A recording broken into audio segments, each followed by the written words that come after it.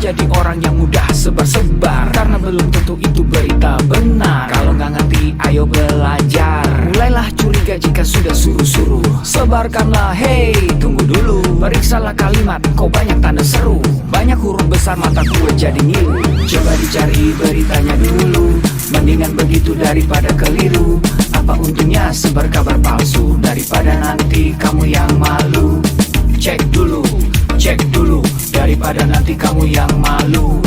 Cek dulu, siapa tahu hoax. Yup. Hello,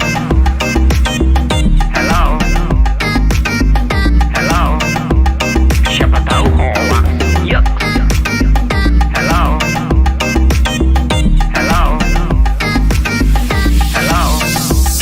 siapa tahu hoax.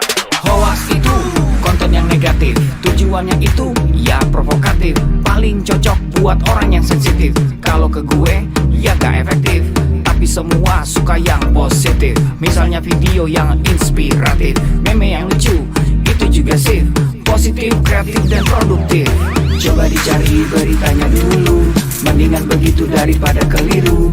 Apa untungnya sebar kabar palsu, daripada nanti kamu yang malu. Cek dulu, daripada nanti kamu yang malu.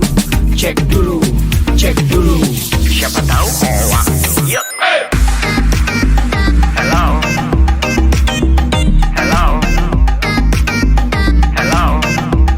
siapa tahu hoax. Yup. Hello,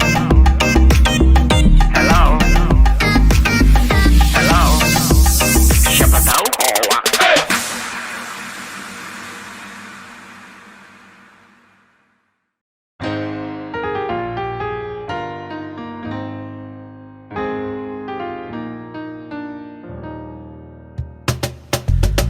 Tolong aku melolong, baca sosmed bikin aku bengong.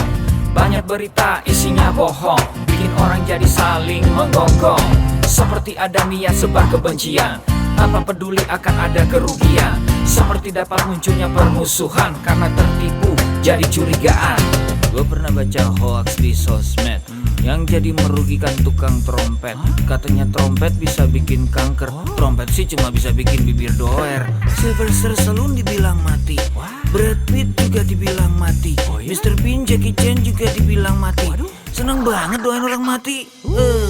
Harusnya ada etikanya bermain sosial media.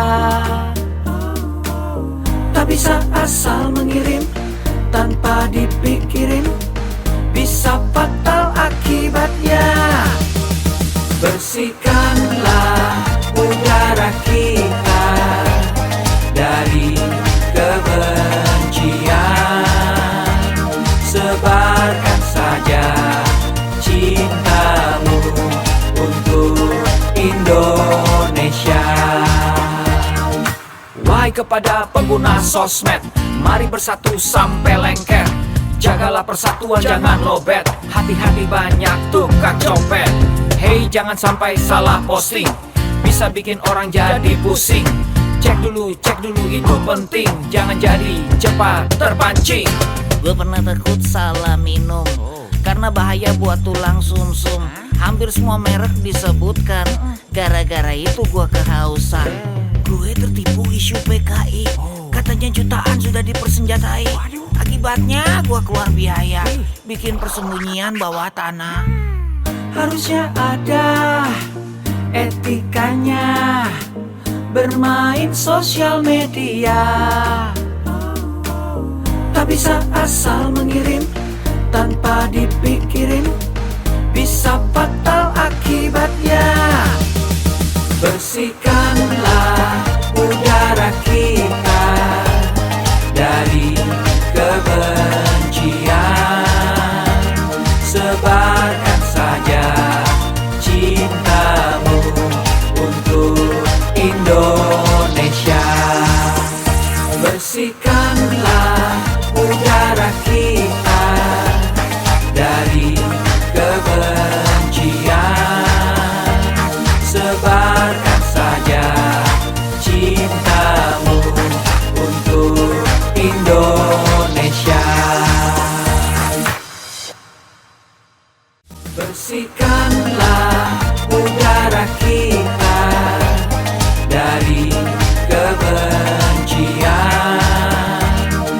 Tebarkan saja cintamu untuk Indonesia.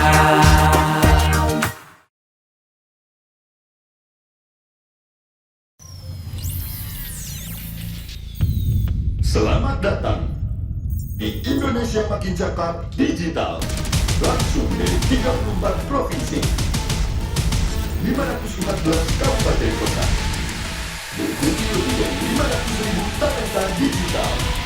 Inilah Indonesia Makin Cakap Digital.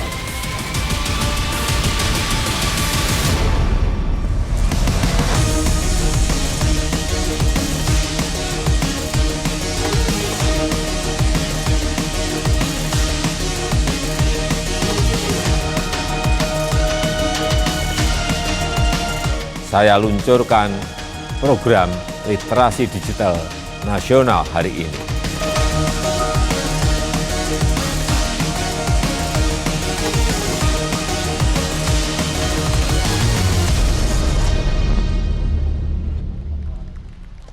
Halo, selamat pagi Kabupaten Tanah Bumbu. Kembali berjumpa dalam acara Indonesia Makin Cakap Digital dengan tema hari ini mengenalkan literasi digital untuk anak sejak dini. Nanti akan ada 4 narasumber yang menemani saya, tapi sebelum acara dimulai, izinkan saya untuk menceritakan sedikit latar belakang digelarnya acara pada pagi hari ini, di mana teknologi informasi dan juga komunikasi di Indonesia semakin berkembang pesat. Hampir semua orang memiliki akses yang mudah terhadap internet dan berbagai informasi. Hal ini dibuktikan oleh angka penetrasi pengguna internet di Indonesia yang mencapai 73,3%. Berangkat dari fakta tersebut, Presiden Republik Indonesia Joko Widodo menetapkan percepatan transformasi digital untuk mencapai Digital Nation sebagai salah satu visi utama dalam masa pemerintahannya yang kedua, dan salah satu programnya adalah pembangunan sumber daya manusia talenta digital. Sesuai dengan arahan visi Presiden di atas, Kementerian Komunikasi dan Informatika bersama dengan mitra jejaring JNLDC Berkreasi telah menyusun sebuah peta jalan literasi digital tahun 2021-2024 untuk meningkatkan partisipasi digital masyarakat, mendorong pengembangan ilmu pengetahuan masyarakat di bidang TIK dan digital, serta mendorong tingkat kecakapan transformasi digital dalam pemanfaatan teknologi baru. Oleh karena itu, Kementerian Komunikasi dan Informatika, khususnya Direktorat Pemberdayaan Informatika, Direktorat Jenderal Aplikasi Informatika akan melaksanakan kegiatan literasi digital untuk peningkatan kemampuan dan pemahaman masyarakat dalam penggunaan teknologi informasi dan komunikasi dan internet yang benar melalui implementasi program literasi digital di daerah. Di 34 provinsi, 514 kabupaten kota yang akan melibatkan 110 mitra strategis siberkreasi dan juga stakeholders lainnya. Sebelum acara juga dimulai, izinkan saya membacakan sejumlah tata tertib yang saya harap dipatuhi oleh para narasumber dan juga para peserta. Yang pertama, dimohon untuk selalu mengikuti protokol kesehatan. Dimohon untuk selalu mematikan mic kecuali narasumber yang sedang memberikan materi dan tetap atau menyalakan kamera video. Tidak diperkenankan coret-coret di layar, tidak diperkenankan menyela pada saat narasumber sedang berbicara, hanya boleh bertanya pada sesi tanya jawab. Silakan untuk segera mengerjakan pretest dan juga post-test, di mana peserta akan mendapatkan sertifikat digital setelah mengisi post-test melalui link yang akan dibagikan di kolom chat. Lalu aplikasi Siberkreasi dapat didownload di App Store dan juga Google Play Store. Kita segera menuju ke acara berikutnya. Marilah kita berada dalam sikap sempurna. Sesaat lagi kita bersama-sama akan menyanyikan lagu Indonesia Raya 3 stanza, dilanjutkan mendengarkan video arahan dari Bapak Presiden Republik Indonesia Joko Widodo.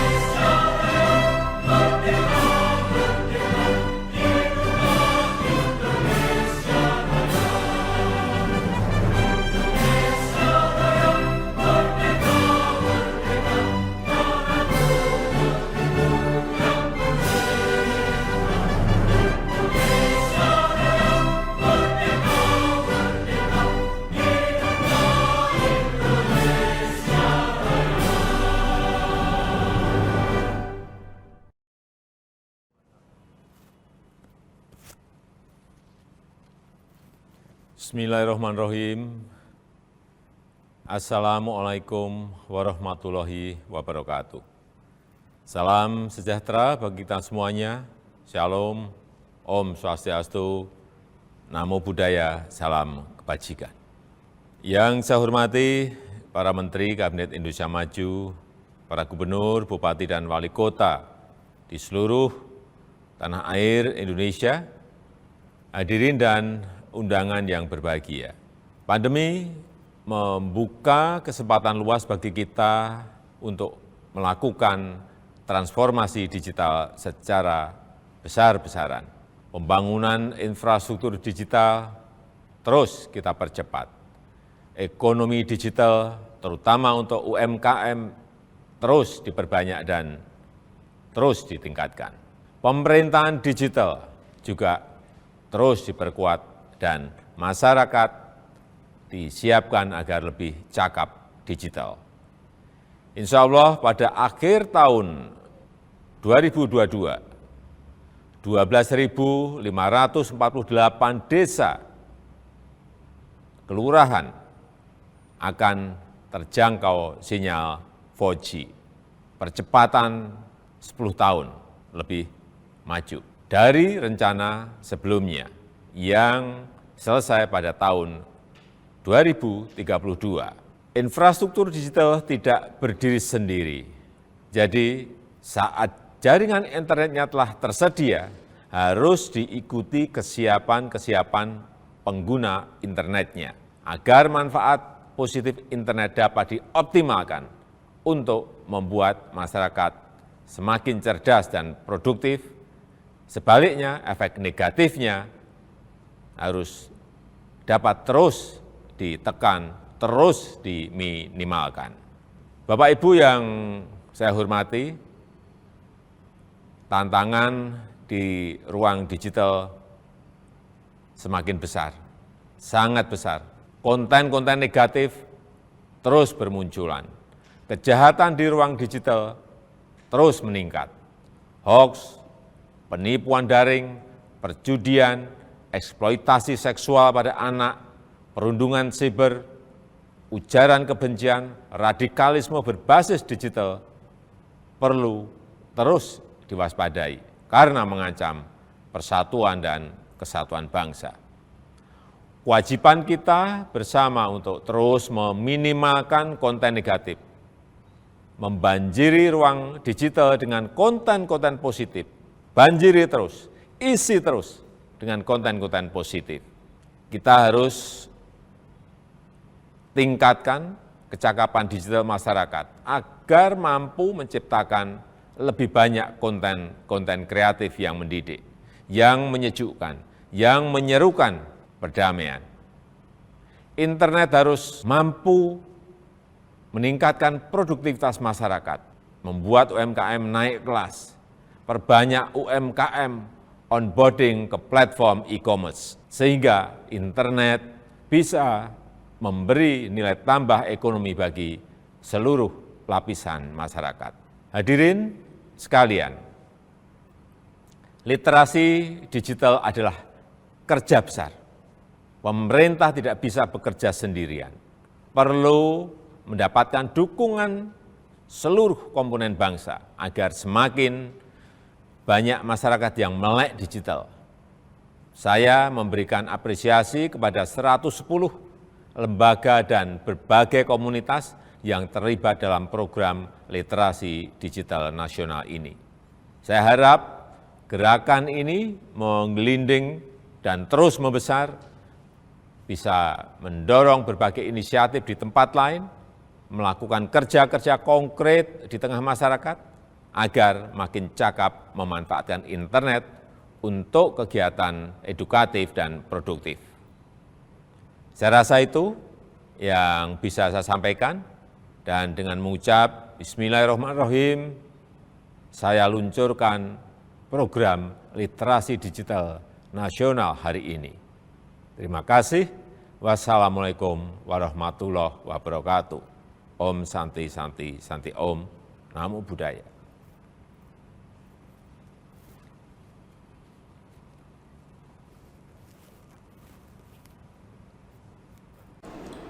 Waalaikumsalam warahmatullahi wabarakatuh. Berikutnya marilah kita mendengarkan sambutan yang akan diberikan oleh Direktur Jenderal Aplikasi Informatika Bapak Samuel Abrijani Pangarapan BSC, dan dilanjutkan sambutan dari Bupati Tanah Bumbu maksud saya, Dr. Haji M. Zairullah Azhar MSc. Waktu dan tempat dipersilahkan.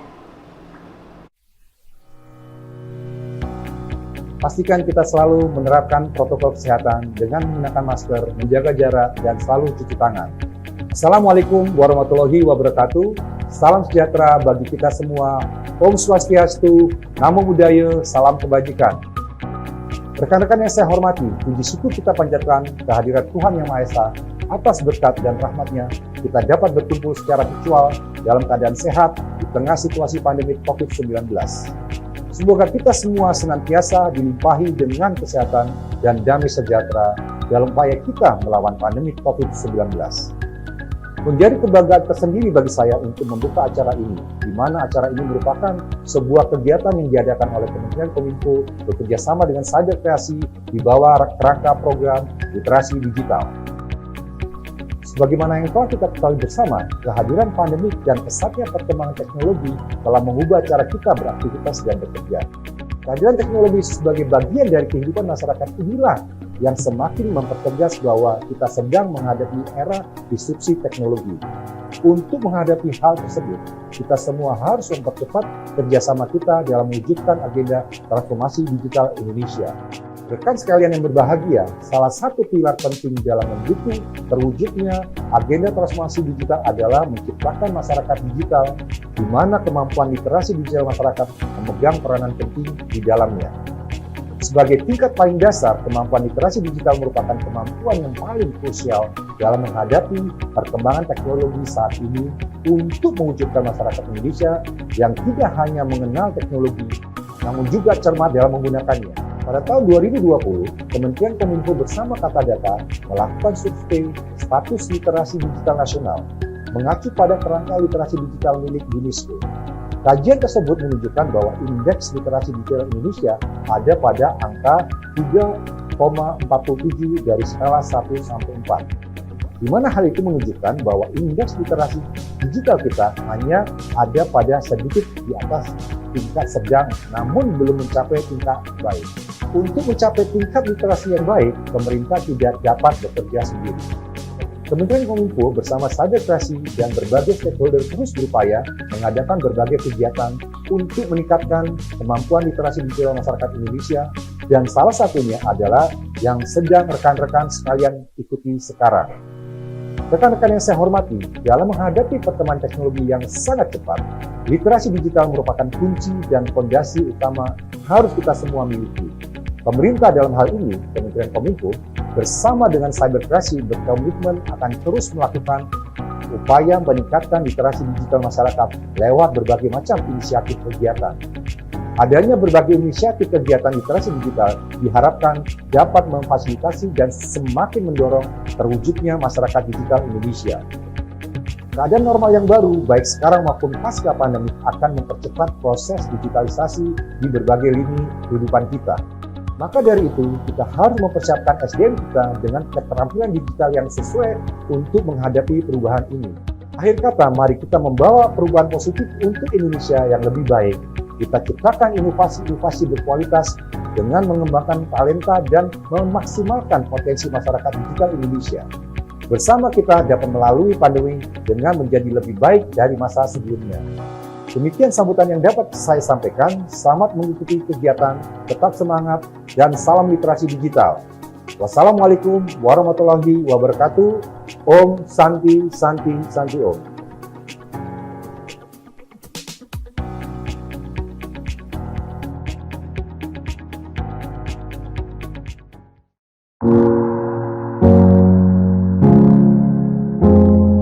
Bismillahirrahmanirrahim. Assalamualaikum warahmatullahi wabarakatuh. Sesuai dengan arahan dan visi Presiden Republik Indonesia melalui Kementerian Kominfo bersama mitra jejaring Gerakan Nasional Literasi Digital GNLD, Cyber Kreasi telah menyusun sebuah peta jalan literasi digital tahun 2021 sampai 2004 untuk meningkatkan partisipasi digital masyarakat. Nah, untuk itu saya Bupati Tanah Bumbu, Dr. Zailul Asyar, mengajak semua kita, mari kita dukung dan ikuti acara ini dan ikuti webinar literasi digital Kabupaten Tanah Bumbu digital, Tanah Bumbu menuju Serambi Madinah. Assalamualaikum warahmatullahi wabarakatuh.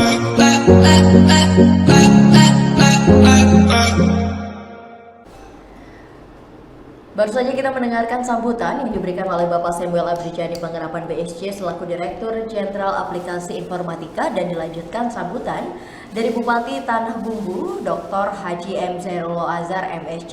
Dan berikutnya sebelum acara dimulai, marilah kita berdoa bersama untuk kelancaran webinar pada pagi hari ini dan juga untuk kondisi Indonesia saat ini. Berdoa dipersilahkan.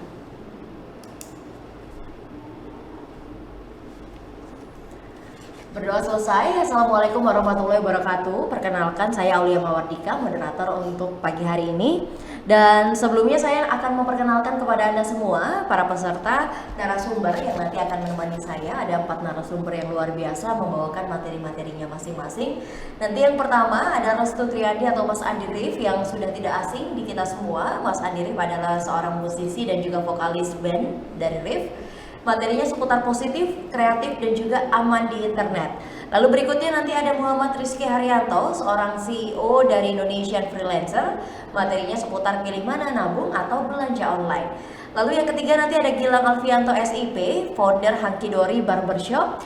Dan juga Millennia Guest Host, materinya seputar dunia maya dan rekam jejak digital. Lalu nanti yang terakhir ada Lutfi Haryadi Anwar, seorang programmer. Materinya seputar pahami perbedaan hacker dan juga cracker. Baik, saya langsung panggilkan narasumber saya yang pertama, Mas Restu Triadi.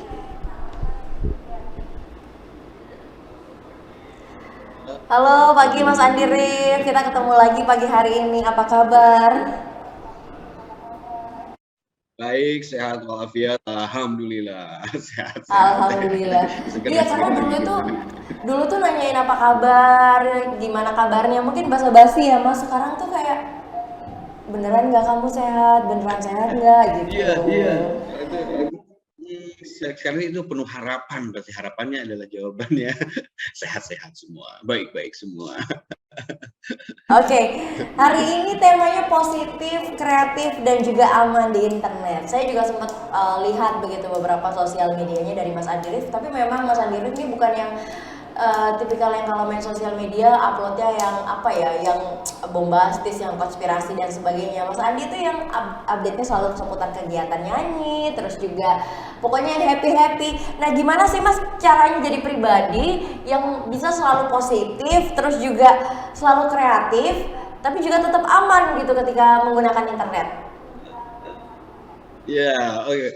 Mungkin ya, saya dikenal tuh dikenal banyak orang nama saya dengan profesi saya sebagai musisi, sebagai penyanyi. Jadi yang saya batasi oke lah, cukup sampai di situ gitu. Teman-teman itu mengetahui saya sebagai profesi saya sebagai musisi, penyanyi, penghibur, istilahnya penghibur, yang penyanyi tentunya menghibur. Jadi saya pun dalam bersosial media yang memang tidak terlalu aktif luar biasa, tapi ada aja gitu yang saya posting bagi share dengan teman-teman, adalah yang ingin tetap menghibur mereka gitu, yang melihat membaca senang, yang saya pun melakukannya senang untuk mereka. Jadi yang saya kerjakan adalah sekitar berbagi informasi atau menghibur dengan nyanyian dengan lagu-lagu yang saya buat, atau sisi kehidupan lain yang adalah kesenangan atau hobi saya yang lain, yang bisa saya share bagi teman-teman, dan tetap mereka senang membacanya dan menghibur mereka gitu. Jadi memang udah darah penghibur, jadi inginnya menghibur ya terus. Saya tidak mau membuat karang kabut di dalam sosial media saya tidak mau masuk ke area situ. Tapi untuk masalah keluarga dan lain-lain sebatas masih bisa saya share ke teman-teman, itu akan saya share. Tapi kalau untuk terlalu lebih dalam, terlalu privasi, saya pun tidak akan membagi itu. Biar cukuplah mereka tahu saya sebagai penghibur, sebagai musisi. Itu aja mungkin yang saya bagi sosial media saya. Tapi seru loh Mas, kadang-kadang beberapa orang itu mereka lupa bahwa sosial media ini kan fungsinya untuk menghibur dan juga memberikan informasi gitu ya. Tapi akhirnya jadi kemana-mana gitu yang sampai menyebabkan ada perpecahan, pertengkaran gitu kan. Karena inilah bersosial media sendiri itu ya kita sendirian, jadi kita merasa tuh kita bisa menguasai semuanya gitu, karena kita merasa sendirian, tidak langsung berhadapan dengan orang yang pada saat itu kita melakukan itu. Jadi kita merasa hak-hak kita tuh tidak ada yang membatasi dan tidak ada yang melawan atau tidak ada yang tidak ada yang melawan dengan argumen-argumen yang lain, tapi kita yang mengeluarkan sendiri gitu. Jadi maksudnya hal itu justru harus dicermati oleh para pengguna sosial media itu untuk tetap santun, tetap beretika yang baik dalam bersosial media, tetap pengguna dan internet ini dan yang pengguna digital ini sangat luar biasa, sangat banyak sekali ya. Tapi kita juga harus bisa memanfaatkan media digital ini sebagai alat komunikasi yang benar. Jaringan internet itu kita juga harus cakap menggunakannya, ya memanfaatkannya dengan bijak, dengan cerdas dan tepat sesuai kegunaannya dan sesuai seperti tadi Bapak Dirjen bilang, ada ya sesuai dengan talenta kita, sesuai dengan skill kita gitu. Jangan sampai keluar dari situ gitu ya. Jangan sampai masuk ke yang tidak kita kuasai, kita ikut-ikutan atau kita juga malah memberikan informasi yang salah gitu. Seperti itu yang selalu saya hindari gitu. Jadi saya ingin menggunakan itu hiburan saya menghibur mereka, saya terhibur juga itu. Sama-sama saling menghibur gitu ya Mas ya. Mas, tadi saya sempat mendengar apa yang disampaikan oleh Mas Andi Rif bahwa kalau upload di sosial media masih main musik dan sebagainya mungkin masih oke karena kan bagian dari pekerjaan dan juga hobi gitu. Tapi kalau keluarga, upload soal keluarga dan sebagainya, beberapa hal difilter, beberapa hal enggak gitu. Kenapa kok menurut Mas Andi Rif postingan keluarga ke sosial media itu harus dibatasi, Mas? Alasannya apa? Kalau saya sih membatasi itu kalau udah masuk ranah rumah apapun itu adalah privasi saya bersama anak istri saya. Saya tidak mau mengumbar atau mengeksplor berita-berita tentang maksudnya untuk menghindari hal-hal negatif ya, maksudnya seperti show off saya bukan tipe yang kondisi rumah, itu rumah saya begini gitu. Justru itu akan membahayakan, kalau saya pikir membahayakan karena itu akan oleh pihak yang mungkin yang tidak baik untuk jadi mereka mengetahui kondisi keadaan rumah saya seperti apa, kondisi anak-anak saya seperti apa, itu pun harus saya jaga gitu, karena ya pengguna ini tidak semuanya baik, tapi seperti Pak Jokowi tadi bilang ya udah cyberbullying, kejahatan seksual terhadap anak, terhadap kejahatan yang penipuan, yang lain-lain itu bakal dijadikan bahan ke situ. Saya ketakutan saya selalu ada ke situ. Jadi saya selalu menjaga privasi keluarga saya untuk tidak terlalu saya expose keluar, kecuali kalau lagi jalan di luar atau bersepeda sama-sama anak olahraga itu itu adalah sisi lain yang membuat saya bahagia bersama keluarga saya. Mudah-mudahan teman-teman pun bisa melakukan itu untuk kebahagiaan mereka gitu bersama keluarganya gitu aja. Iya, tapi saya setuju sih Mas, karena memang saat ini tuh kan kalau kita berbicara soal sosial media, internet, ada namanya kejahatan cybercrime gitu, dan kejahatan-kejahatan ini tuh kalau mereka saya amati memang mereka tuh kayak melihatnya dari aktivitas sosial media kita begitu. Jadi kita ketahuan lagi ngapain, anaknya kayak gimana, rumahnya dalamnya gimana. Walaupun mungkin niatnya nggak ke arah pamer dan sebagainya, tapi banyak orang itu yang menggunakan sosial media dengan niat yang berbeda ya Mas ya. Iya betul ya. Misalnya itu kayak mereka mungkin mereka juga ada yang melakukan yang tidak saya lakukan, tapi mereka masih bisa menjaganya dengan cara mereka, tapi saya sih melakukannya dengan cara saya seperti itu gitu. Jadi ya silahkan aja Tapi untuk adik-adik gitu yang baru, bukan yang baru ya, mereka mungkin ada yang lebih lama dari saya bersosial media atau memanfaatkan teknologi digital ini. Jadi yang saya harap sih teman-teman ya kemampuan tersebut kita manfaatkanlah untuk mengerjakan atau menggunakannya yang bermanfaat dengan bijak, cerdas, cermat sesuai kegunaannya gitu. Dan sesuai kemampuan buat skill kita, talenta kita gitu. Saya juga mendengar kabar Mas Andi Rif ini sekarang lagi sibuk bikin video klip tapi bikinnya di rumah aja. Wow, sangat ini ya, sangat patuh dengan anjuran pemerintah #di rumah aja gitu. Ini kenapa nih Mas? Karena udah nggak betah 2 tahun nggak ngapa-ngapain, industri musiknya juga mati suri, akhirnya bikin video klip di rumah. Ya terus terang setelah era pandemi ini saya sendiri dan teman-teman musisi sudah tidak bisa melakukan konser pendidikan besar di panggung besar. Virtual masih ya Mas ya? Banyak.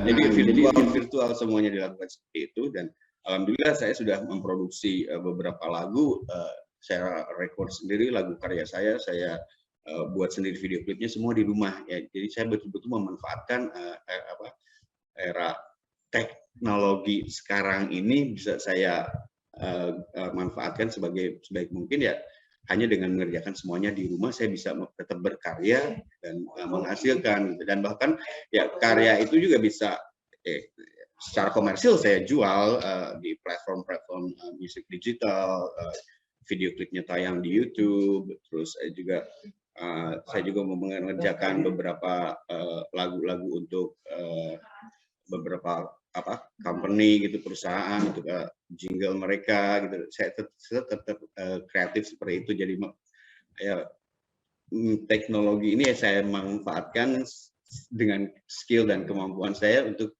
tetap bisa saya manfaatkan sisi komersilnya juga gitu. Karena di masa pandemi ya Mas ya. Stop itu sekarang. Mas, tapi gimana sih rasanya kalau 2 tahun lalu mungkin kalau kita bicara soal musisi, ya musisi konsen aja bikin lagu, lalu juga nyanyi panggung ke panggung. Tapi ini kan porsinya sekarang beda nih Mas Andi Rif, dimana Mas Andi Rif akhirnya bikin video klip sendiri di rumah. Tadi kemarin sempat cerita melibatkan ponakan, semua desainnya, semua ceritanya dibuat sendiri. Akhirnya kan nggak cuma mikir soal lagu, aransemen nada dan sebagainya, tapi kan kayak ya udah semuanya ini aku pikirin sendiri gitu. Gimana nih Mas? Nah, ini adalah sisi positif dari di rumah saja sehingga saya bisa menemukan ilmu-ilmu lain gitu, belajar mengolah apa yang saya mampu lakukan di luar yang biasa saya lakukan ya, kelebihan lain. Contohnya jadi saya bisa mengerjakan video klip sendiri. Sebelumnya saya selalu dibikinkan orang lain. Sekarang saya membuat sendiri. Memproduksi rekaman saya lakukan sendiri tanpa operator studio gitu, dan memanfaatkan alat-alat yang saya miliki seminimal mungkin di rumah tuh, yang minimal gitu, saya manfaatkan bisa untuk menghasilkan karya yang maksimal gitu. Jadi saya mulai menulis skrip videonya, terus memanfaatkan, saya dibantu ponakan saya memanfaatkan anak saya yang sudah dewasa untuk menjadi model video klipnya. Jadi ya dan setelah selesai itu langsung di share bisa secepat mungkin, dalam hanya hitungan beberapa jam sudah itu tersebar seluruh dunia ya, supaya di YouTube, di Spotify, iTunes, Zoom dan lain-lain gitu. Itu sudah worldwide ya. Jadi pekerjaan itu ternyata itu adalah sisi positif dari di rumah saja. Jadi saya punya keahlian lain sekarang, tidak hanya sekedar menulis lagu, menyanyikannya dan merekamnya yang dikerjakan orang lain, tapi semuanya harus saya lakukan sendiri sekarang. Seru banget. Nanti udah selesai pandemi nanti pasti bikin PH ya Mas ya. Udah teman-teman yang mau bikin video klip ke saya aja gitu, saya udah bisa. Amin. Oke, Mas Andi Rif tadi juga sempat bercerita bahwa akhirnya semua dihandle sendiri. Gimana Mas rasanya? Susah atau enggak? Lebih susah ngehandle bikin video klip dan sebagainya, atau mungkin nulis lagu, nyanyi dari panggung ke panggung? Ya, kalau nulis lagu, nyanyi itu udah bertahun-tahun saya lakukan, sudah pekerjaan yang sehari-hari yang biasa buat saya. Tapi untuk merekam sendiri dengan menggunakan atau membuat video sendiri itu ternyata ya sangat rumit, tapi kita begitu menemukannya bikin kita ketagihan pengen ngulik terus, dan begitu kita menguasainya, aduh itu ada hal yang membahagiakan sekali. Jadi itu ilmu lain yang saya manfaatkan dari kecanggihan teknologi digital sekarang ini gitu. Ya. Jadi saya merasa senang meskipun sulit di awalnya, tapi nemu ya. Jadi nyaman, enak kita bikin lagi. Pandemi ini sebenarnya ada beberapa hal juga yang harus disyukuri Mas ya. Kalau nggak pandemi gini, mana bisa mungkin beberapa orang bisa menemukan potensi-potensi terbaik gitu dari dalam dirinya, yang akhirnya bisa menjangkau berbagai hal yang sebelumnya nggak pernah dipikirkan sama sekali. Betul. Jadi ya kita tetap kreatif, tetap ini ya teknologi digital ini tetap kita jadikan sarana kita untuk kita mendapatkan inspirasi, kita kreatif, mengembangkan ide kita sesuai skill kita, bahkan bisa berlanjut ke sisi yang lebih luar biasa lagi, sisi komersil, sisi di mengembangkan dunia pekerjaan juga menjadi lebih mudah. Makanya ya tadi Pak Jokowi bilang, banjirilah dengan konten-konten yang positif, dengan konten-konten yang membangun. Itu pun saya yakin bakal meningkatkan dunia pekerjaan yang dengan lebih mudah gitu, dengan fasilitas teknologi digital sekarang yang luar biasa ini gitu. Dan manfaatkanlah itu. Ya kalau memang banyak sekarang konten-konten hiburan itu banyak yang itu justru saya pun sering melihat gitu yang memang menghibur dan itu positif, dan saya senang, saya ketawa-ketawa tuh biar hilang stres. Itu juga sisi lain karena menghibur. Nggak YouTube channel favorit gitu Mas. Jasa YouTube juga ya. Channel favorit buat apa ya, buat menghibur, misalnya lagi bosen, lagi ngapa-ngapain, ada nggak YouTube channel favorit?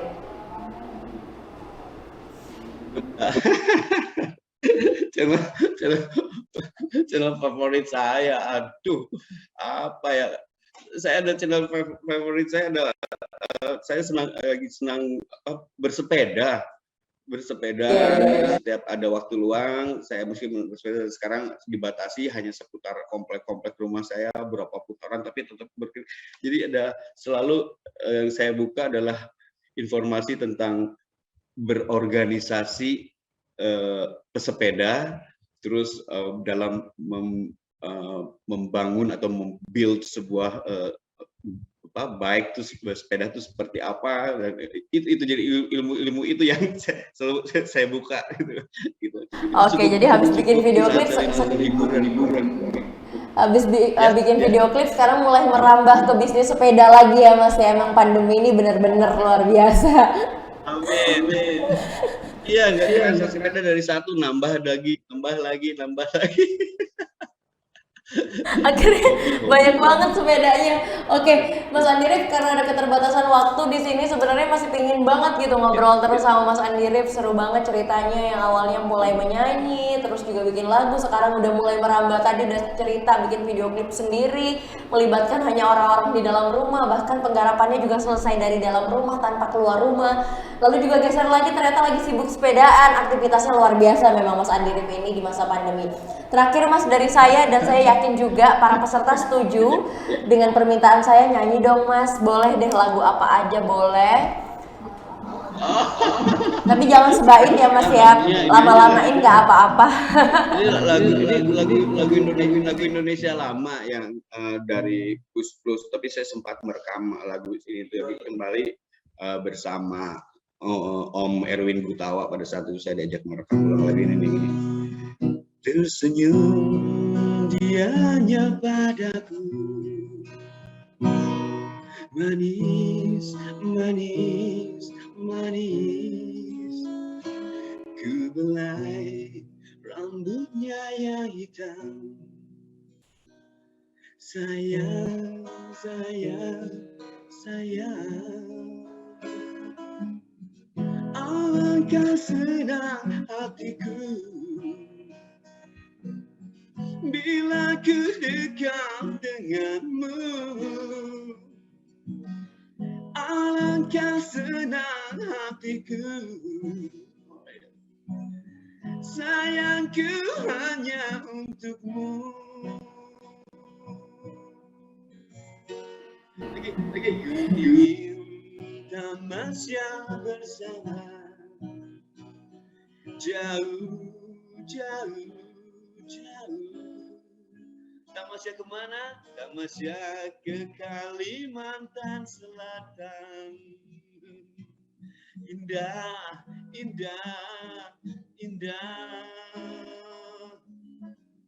Alangkah senang hatiku bila ku dekat denganmu. Alangkah senang hatiku, sayangku hanya untukmu. Wah, terima kasih banyak. Terima kasih banyak Mas Andi. Saya juga membaca beberapa komentar, banyak yang komen. Terima kasih banyak. Mantap Bang Andi Rif katanya gitu. Seru banget, kayak kita flashback ke beberapa tahun yang lalu. Kenapa Mas?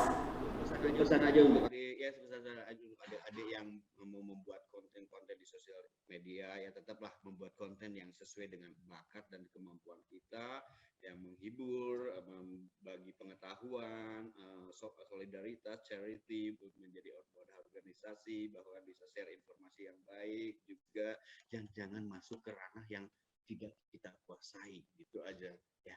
Pesan-pesan untuk adik-adik yang gabung hari ini.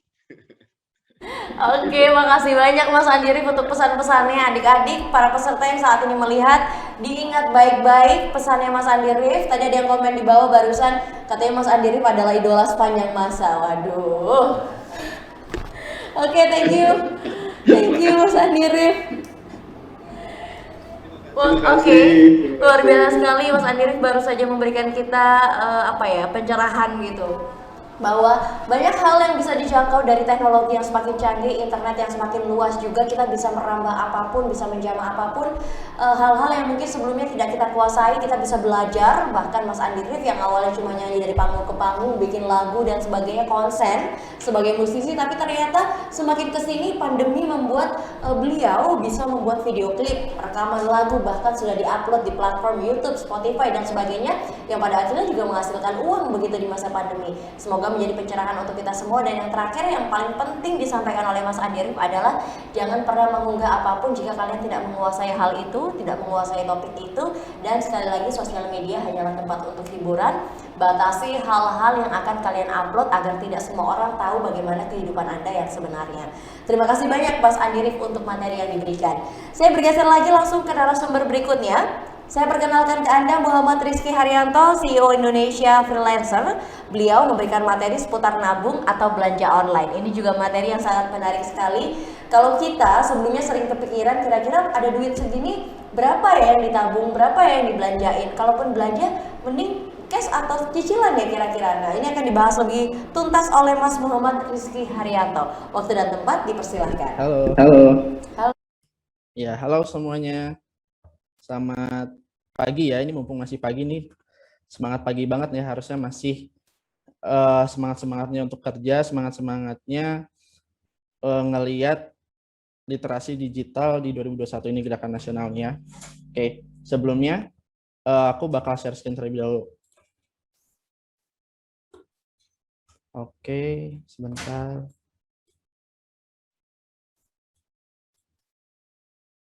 Saya coba present. Oke, teman-teman kelihatan ya? Oke. Sebelumnya mungkin kita perkenalan dulu ya, biar semakin dekat, biar tak kenal maka tak sayang juga kan. Oke. Nama saya Muhammad Rizky Haryanto, dan teman-teman bisa panggil saya Rizky gitu ya. Atau Kak Rizky juga boleh. Dan saya di sini sebagai CEO dari Indonesia Freelancer. Mungkin kalau saya teman-teman tahu, itu suatu platform untuk teman-teman yang mungkin para freelancer bisa join di situ juga, bisa follow, dan juga mengenai info-info tentang freelancer. Dan teman-teman bisa follow saya juga di Instagram sini ya, saya sudah taruh di bawah sini. Dan mungkin tidak perlu lama-lama lagi, kita langsung masuk ke materinya. Oke, pada kali ini saya akan ngebahas tentang pilih mana nih? Nabung atau belanja online? Oke. Jadi teman-teman mungkin bisa tuh sekalian ramein teman-teman tuh tim mana sih? Tim nabung atau tim belanja online nih dari teman-teman sendiri kira-kira. Nah, kalau misalnya teman-teman tim nabung ya mungkin teman-teman sekarang alhamdulillahnya ada duit lebih gitu ya sebulannya, dan bisa teman-teman nanti untuk tujuan sesuatu, misalkan teman-teman ingin nikah ya, karena sekarang lagi pandemi gini banyak banget nih yang manfaatin momen pandemi supaya nikah, supaya biaya budget nikahnya itu jadi murah ya, kadang ada yang kayak gitu juga kayak gitu. Atau mungkin teman-teman tim belanja online yang dikit-dikit dapat duit dikit, bulan awal langsung di spend money-nya untuk belanja online gitu ya, karena sekarang lagi WFA, lagi di rumah aja, otomatis mall juga tutup gitu ya. Jadi teman-teman pasti banyak banget yang belanja online kayak gitu. Nah sekarang kita bakal bahas terlebih dahulu secara general ya. Jadi saya di sini ingin ngejelasin ke teman-teman bahwa secara umumnya bahwa kalau misalnya teman-teman mau nabung atau teman-teman mau belanja online, otomatis teman-teman harus ada pendapatan terlebih dahulu, benar nggak? Nah, dari sini saya nggak akan langsung ngejelasin secara detail teman-teman nabung seperti apa atau belanja online seperti apa, tapi saya di sini akan ngejelasin bahwa mindset itu jauh lebih penting ketimbang teman-teman itu menabung dan juga belanja online kayak gitu. Saya akan mengawali dulu gitu ya dengan pemahaman yaitu nabung. Kalau teman-teman nabung, otomatis teman-teman itu harus menyisihkan dari pendapatan. Nah, kalau belanja itu kan teman-teman spend money ya, artinya teman-teman ngeluarin duit, artinya itu masuk ke pengeluaran. Nah sekarang kalau misalnya teman-teman ingin nabung banyak atau ingin belanja terus kayak gitu, artinya kan teman-teman harus meningkatkan pendapatan teman-teman, atau teman-teman juga bisa nih seperti kayak nabung, misalkan dibajetin per bulan berapa atau misalkan belanja sebulan berapa. Tapi teman-teman tahu nggak sih sebenarnya dari antara pilihan kedua ini, nabung atau belanja, sebenarnya tujuannya itu apa sih gitu? Sebenarnya tujuan teman-teman atau yang teman-teman pengen saat teman-teman menabung atau saat teman-teman ingin belanja terus, itu tujuannya itu apa? Ya kan? Sekarang jadi pertanyaannya gitu. Tujuannya itu apa? Tapi kalau saya lihat dari semua yang setelah saya pelajarin gitu ya, dan saya melihat dari pengalaman juga kayak gitu. Jadi tujuan dari kita melakukan dua hal ini, kalau teman-teman tadi tim nabung atau tim belanja, yaitu ya jadi orang kaya gitu ya. Benar nggak teman-teman? Kalau misalnya teman-teman oke gitu ya, kita bakal lanjut nih ya. Nah, jadi yang pertama memang harus menjadikan mindset teman-teman itu adalah saat saya memiliki pendapatan, nah itu adalah suatu hak teman-teman untuk bisa, pilihan teman-teman untuk bisa nabung atau teman-teman belanjain seperti itu. Nah, tapi tujuan dibalik itu semua, teman-teman kan berpikir bahwa, oh kalau misalkan saya banyak uang gitu ya, kita di sini nggak terlalu munafik lah kalau kita pasti butuh duit. Tapi di sini yang saya ingin jelaskan bahwa tujuannya kan pasti kita ingin bebas finansial kayak gitu ya, supaya kita bisa menabung lebih banyak dan belanja juga bisa seterusnya gitu. Jadi nggak yang mungkin kayak bulan ini tiba-tiba akhir bulan udah habis lagi kayak gitu kan. Tapi kan kita ingin terus-terus bisa nabung dan terus-terus ingin belanja juga, jadi bisa seimbang. Nah sekarang kalau teman-teman tahu apa sih rumus orang kaya, sebenarnya simpel teman-teman. Untuk menjadi orang kaya menurut saya pribadi ya, itu adalah pendapatan teman-teman itu ditingkatin, pengeluaran teman-teman itu diturunin atau distabilin ya, atau fix gitu ya pengeluarannya. Ini rumus paling simple yang pernah saya baca juga dari buku dan juga dari beberapa media gitu ya. Karena memang untuk menjadi orang yang bebas finansial, mungkin bahasanya nggak orang kaya banget ya, tapi bebas finansial, ya teman-teman harus bisa memperbanyak pendapatan teman-teman atau memperbesar pendapatan teman-teman, tapi pengeluaran teman-teman itu diminimalisir, atau bisa dibilang teman-teman pengeluarannya itu ya segitu-segitu aja, jangan lebih kayak gitu. Nah itulah rumus orang kaya. Nah sekarang dari rumus ini ya, artinya seandainya teman-teman sudah melaksanakan, logikanya seharusnya kan teman-teman bisa mendapatkan pendapatan lebih setelah itu disisihkan sehingga bisa nabung dan juga bisa belanja online, benar nggak? Nah, sekarang saya akan ngejelasin suatu pemahaman dari buku yang pernah saya baca, mungkin teman-teman juga pernah baca, dari Robert T. Kiyosaki, di mana salah satu ilmu yang saya dapat itu ada tentang cash flow quadrant, yaitu ada 4 revenue stream atau 4 cara kita untuk bisa mendapatkan pendapatan lebih gitu ya. Nah, di sini tuh ada 4 jalan nih. Nah, kalau dari Robert T. Kiyosaki bilangnya itu disingkat SB gitu ya. Jadi ada employee, self-employed, ada business owner, ada juga investor. Nah, ini itu suatu langkah teman-teman untuk bisa mencapai bebas finansial tadi ya. Untuk mencapai bebas finansial, seandainya teman-teman bebas finansial atau menjadi kaya gitu ya, menjadi pendapatan lebih, artinya teman-teman bisa nabung lebih ya. Kalau masalah kita kita nabung deh sekian persen itu gampang teman-teman, karena kan hanya tinggal membagi saja. Maksudnya teman-teman dapat per bulannya misalkan 3 juta ya, teman-teman tinggal langsung bagi aja. Itu kan hal yang sebenarnya mudah, tapi justru yang susah itu adalah mindset untuk kita bisa ngelakuin itu. Kenapa sih kita harus ngelakuin itu, dan kenapa kita itu harus spend atau mengeluarkan sesuatu untuk belanja online itu tadi. Nah, saya ingin ngasih tahu teman-teman bahwa mindset sebelum kita menabung dan belanja, itu kita harus tahu dulu bagaimana cara kita mendapatkan pendapatan itu tadi. Gitu loh. Jadi dengan kita bisa tahu cara meningkatkan pendapatan atau cara menghasilkan uang gitu ya, teman-teman akan jauh lebih mudah dalam hal pembagian nanti untuk menabung atau belanja online-nya kayak gitu.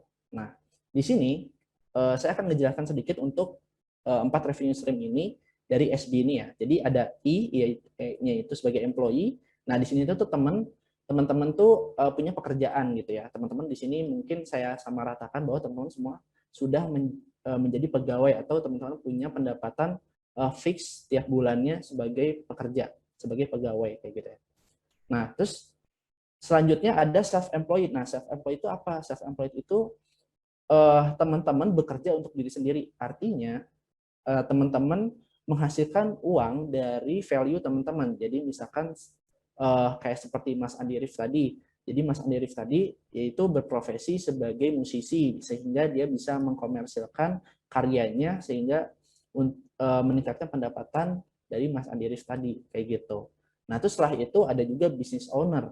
Nah, business owner ini memang teman-teman udah tahu ya, artinya teman-teman memiliki usaha yang dimana teman-teman tuh yang memiliki sistemnya, teman-teman yang mengerjakannya sendiri ataupun by system seperti itu. Nah, terus selanjutnya teman-teman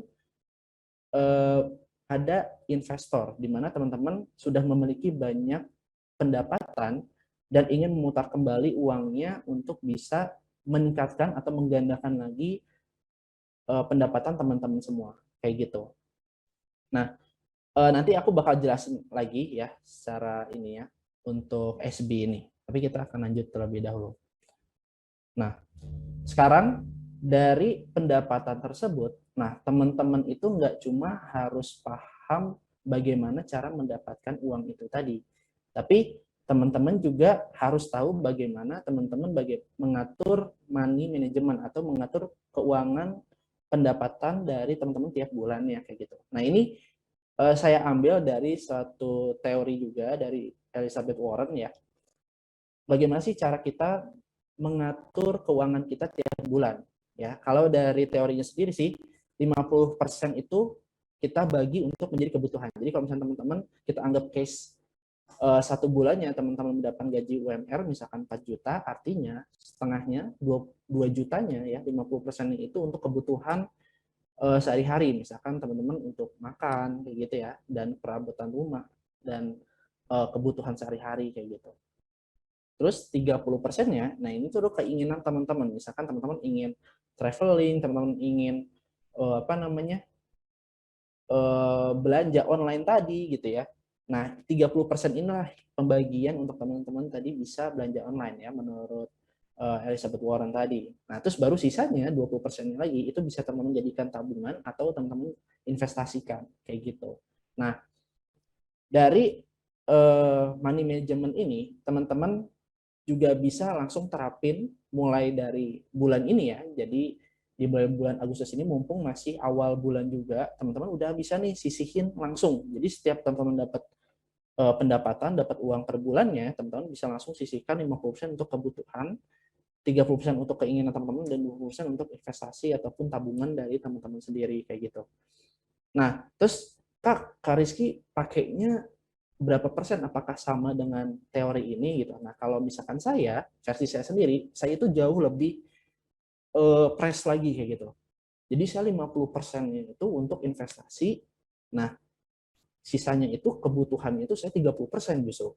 Karena kebetulan saya juga masih dalam di satu rumah dengan orang tua juga ya, jadi kebutuhannya juga sedikit gitu, dan saya juga belum ada tanggungan seperti saya belum menikah dan sebagainya. Jadi kebutuhan saya sedikit, tapi buat teman-teman juga bisa ikutin ini juga gitu. Jadi kebutuhan teman-teman itu memang harus di minimalisir gitu ya, sebisa mungkin dipadatkan secukupnya kayak gitu. Dan untuk sisanya 20% itu untuk dana darurat, di mana di sini itu seandainya teman-teman ada hal-hal yang tidak diinginkan, misalkan teman-teman ada salah satu device teman-teman rusak, atau misalkan teman-teman misalkan amit-amitnya kecelakaan dan butuh dana serius, ya itu dari anggaran 20% tersebut kayak gitu. Nah, ini versi saya. Jadi teman-teman juga bisa gunain versi teman-teman sendiri atau mengikuti teori dari Elizabeth Warren tadi kayak gitu. Nah, dari pemahaman ini, saya tuh berharapnya teman-teman tuh bisa tahu nih, oh sekarang yang harus saya lakuin adalah, sekarang saya udah tahu nih, oh berarti sebenarnya ada 4 nih langkah pendapatan yang bisa saya pakai. Nah, terus setelah udah dapat pendapatannya, artinya saya harus ngatur nih keuangan saya tiap bulan tuh seperti apa, kayak gitu, supaya teman-teman daripada milih nabung atau milih belanja online, kenapa nggak dua-duanya, tapi teman-teman bisa atur itu dari awal. Nah, saya lanjutkan lagi tadi, menjelaskan tadi. Nah, sekarang saya kasih tahu kalau misalnya teman-teman anggapannya bahwa 4 revenue stream ini atau 4 kuadran ini gitu ya, itu saya anggapkan sebuah kotak atau sebuah wadah gitu ya, di mana teman-teman itu harus ngisi gitu, harus isi minimal 1 dari 4 ini. Kalau bisa lebih banyak lebih bagus kayak gitu. Bahkan saya bisa nemuin beberapa orang yang terkaya di dunia juga itu bisa lebih dari 4 pemasukan di setiap bulannya mereka kayak gitu. Nah, jadi dari teman-teman sekalian gitu ya, sekarang kita anggapannya teman-teman sekarang sudah memiliki pekerjaan ya, berarti artinya teman-teman sekarang di posisi ini, employee, artinya teman-teman sudah mengisi wadah ini, oke, anggapannya seperti itu. Nah, sekarang ada sisa 3 lagi nih, ada self-employee, ada business owner, dan investor. Nah, teman-teman bisa sekarang untuk mengisi ketiga sisa dari revenue stream ini, atau sisa dari 4 saluran pendapatan ini kayak gitu. Nah, bagaimana caranya? Karena saya itu basic atau pengalamannya dari freelancer, nah teman-teman bisa sesuai langkah ini, selanjutnya teman-teman bisa menggunakan self-employed ya, masuk ke ranah atau ke revenue stream self-employed, di mana teman-teman itu bisa menghasilkan uang, menghasilkan pendapatan dari value teman-teman sendiri. Tadi pun dibahas sama Mas Andi Arif juga ya, di mana teman-teman itu harus bisa mempelajari yang teman-teman kuasai kayak gitu. Jangan di luar dari yang teman-teman tidak kuasai. Nah, itu juga yang menjadi poin penting dari penghasilan pendapatan, di mana teman-teman juga bisa menghasilkan dari value teman-teman. Nah, contoh misalkan teman-teman itu bisa berkarya dari sisi misalkan musik juga, jadi musisi seperti Mas Andi gitu. Nah, itu juga bisa menghasilkan pendapatan teman-teman lewat karya tersebut. Atau teman-teman juga bisa lewat freelancer, karena saya basicnya freelancer juga gitu. Dimana teman-teman skill yang teman-teman kuasai itu sekarang apa sih, seperti itu. Ya, contohnya misalkan teman-teman jago dalam sisi graphic design seperti itu. Nah, teman-teman bisa jual jasa teman-teman untuk bisa menghasilkan pendapatan. Kalau misalkan platform teman-teman itu kayak, aduh bingung Kak, jadi nanti ngasilin pendapatannya gimana kalau misalkan saya jadi freelancer A atau B kayak gitu ya. Ya teman-teman bisa cari banyak banget sekarang media-media ya seperti Indonesia Freelancer juga itu memberikan suatu platform untuk teman-teman tahu bagaimana freelancer dari 0 sampai jadi kayak gitu ya. Tapi teman-teman juga harus bisa memaksimalkan skill dari teman-teman itu sendiri kayak gitu. Nah, makanya dari saya menyarankan bahwa teman-teman harus bisa menguasai skill atau value teman-teman itu sendiri dan bisa mengisi dari wadah ini, wadah self-employed. Sehingga teman-teman punya dua saluran pendapatan dari employee dan juga self-employed itu tadi, di mana teman-teman juga bekerja mungkin di suatu perusahaan, apalagi sekarang kan lagi WFH ya, otomatis ada waktu-waktu yang bisa teman-teman lakukan gitu ya di rumah, disambi melakukan pekerjaan utamanya yaitu sebagai pegawai di suatu perusahaan, dan teman-teman bisa menghasilkan pendapatan dari value teman-teman itu sendiri kayak gitu. Nah di sini tuh ada 4 freelancer atau bidang freelancer yang paling dicari. Kalau misalnya teman-teman salah satu dari keempat kategori ini, Mas Rizky, maaf saya potong sebentar. Saya mau mengingatkan di sini bahwa waktunya Mas Rizky presentasi tidak lebih dari 2 menit. Silahkan dilanjutkan. Oke, baik. Nah, dari teman-teman sekalian, jadi seandainya memang teman-teman salah satu dari keempat kategori ini, teman-teman bisa menghasilkan sangat banyak sekali pendapatan yang bisa teman-teman hasilkan, sehingga teman-teman bisa nabung dan teman-teman bisa juga belanja online sepuasnya teman-teman kayak gitu. Nah sekarang jadi teman-teman pilih mana nih? Pilih nabung, pilih belanja online, atau sekarang teman-teman bisa terbuka wawasannya untuk oke, aku akan menambah pendapatan aku lewat skill aku sendiri atau value aku sendiri kayak gitu. Oke, terima kasih.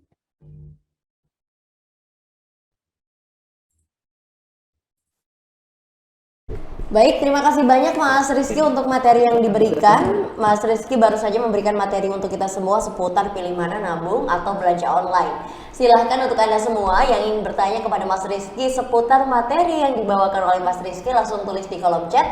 Nanti akan dibacakan di sesi akhir saat sesi tanya jawab. Sekali lagi terima kasih banyak Mas Rizky.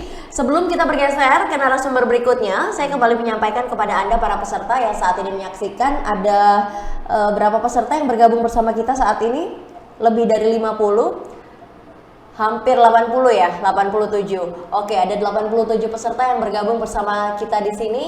Anda 87 peserta berpotensi untuk mendapatkan 1 juta rupiah yang dibagi untuk 10 orang pemenang. Caranya sangat gampang sekali, cukup aktif di kolom chat, berikan pertanyaan terbaik kalian, lalu juga silahkan boleh juga posting di sosial media kalian kegiatan pada pagi hari ini dengan hashtag Litdikal 1357. Hashtagnya Litdikal 1357. Kalau misalkan masih bingung kira-kira mau posting seputar apa, saya kasih materi untuk Anda semua. Teman-teman narasumber saya masih menyalakan kameranya.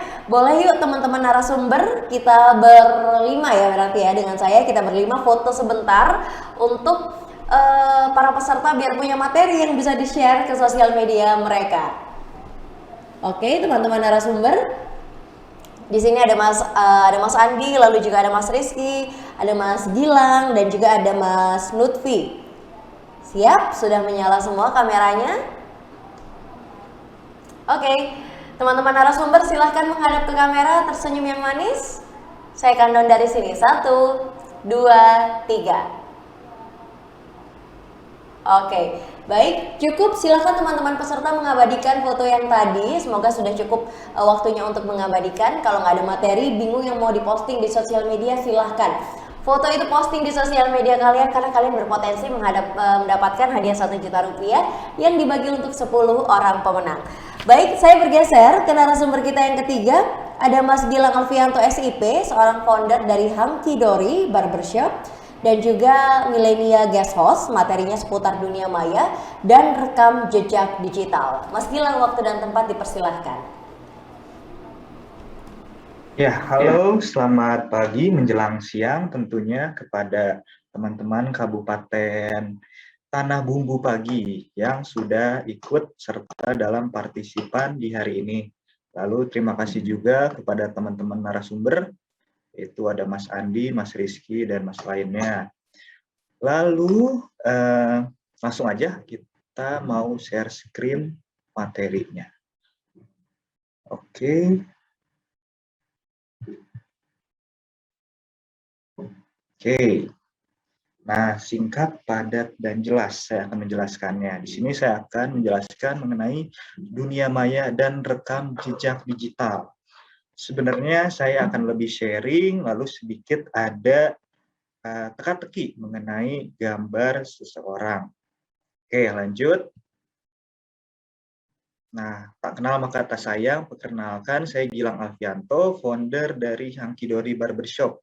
Kalau yang belum tahu Hangkidori Barbershop adalah barbershop pertama yang sempat viral, yang didatengin Pak Jokowi waktu itu. Ya, oke. Oke. Pertama, apa sih dunia maya? Dunia maya itu adalah dunia maya dan dunia nyata adalah dua dunia yang berbeda, namun keduanya kita jalani bersamaan. Kenapa? Karena kita tidak memungkiri kita hidup seperti di dua dunia, karena kita hidup di dunia nyata dan di dunia maya. Kenapa? Karena ketika kita bangun pagi, yang kita lihat pertama adalah cek apa sih, teman-teman? Pertama, ya betul, cek HP.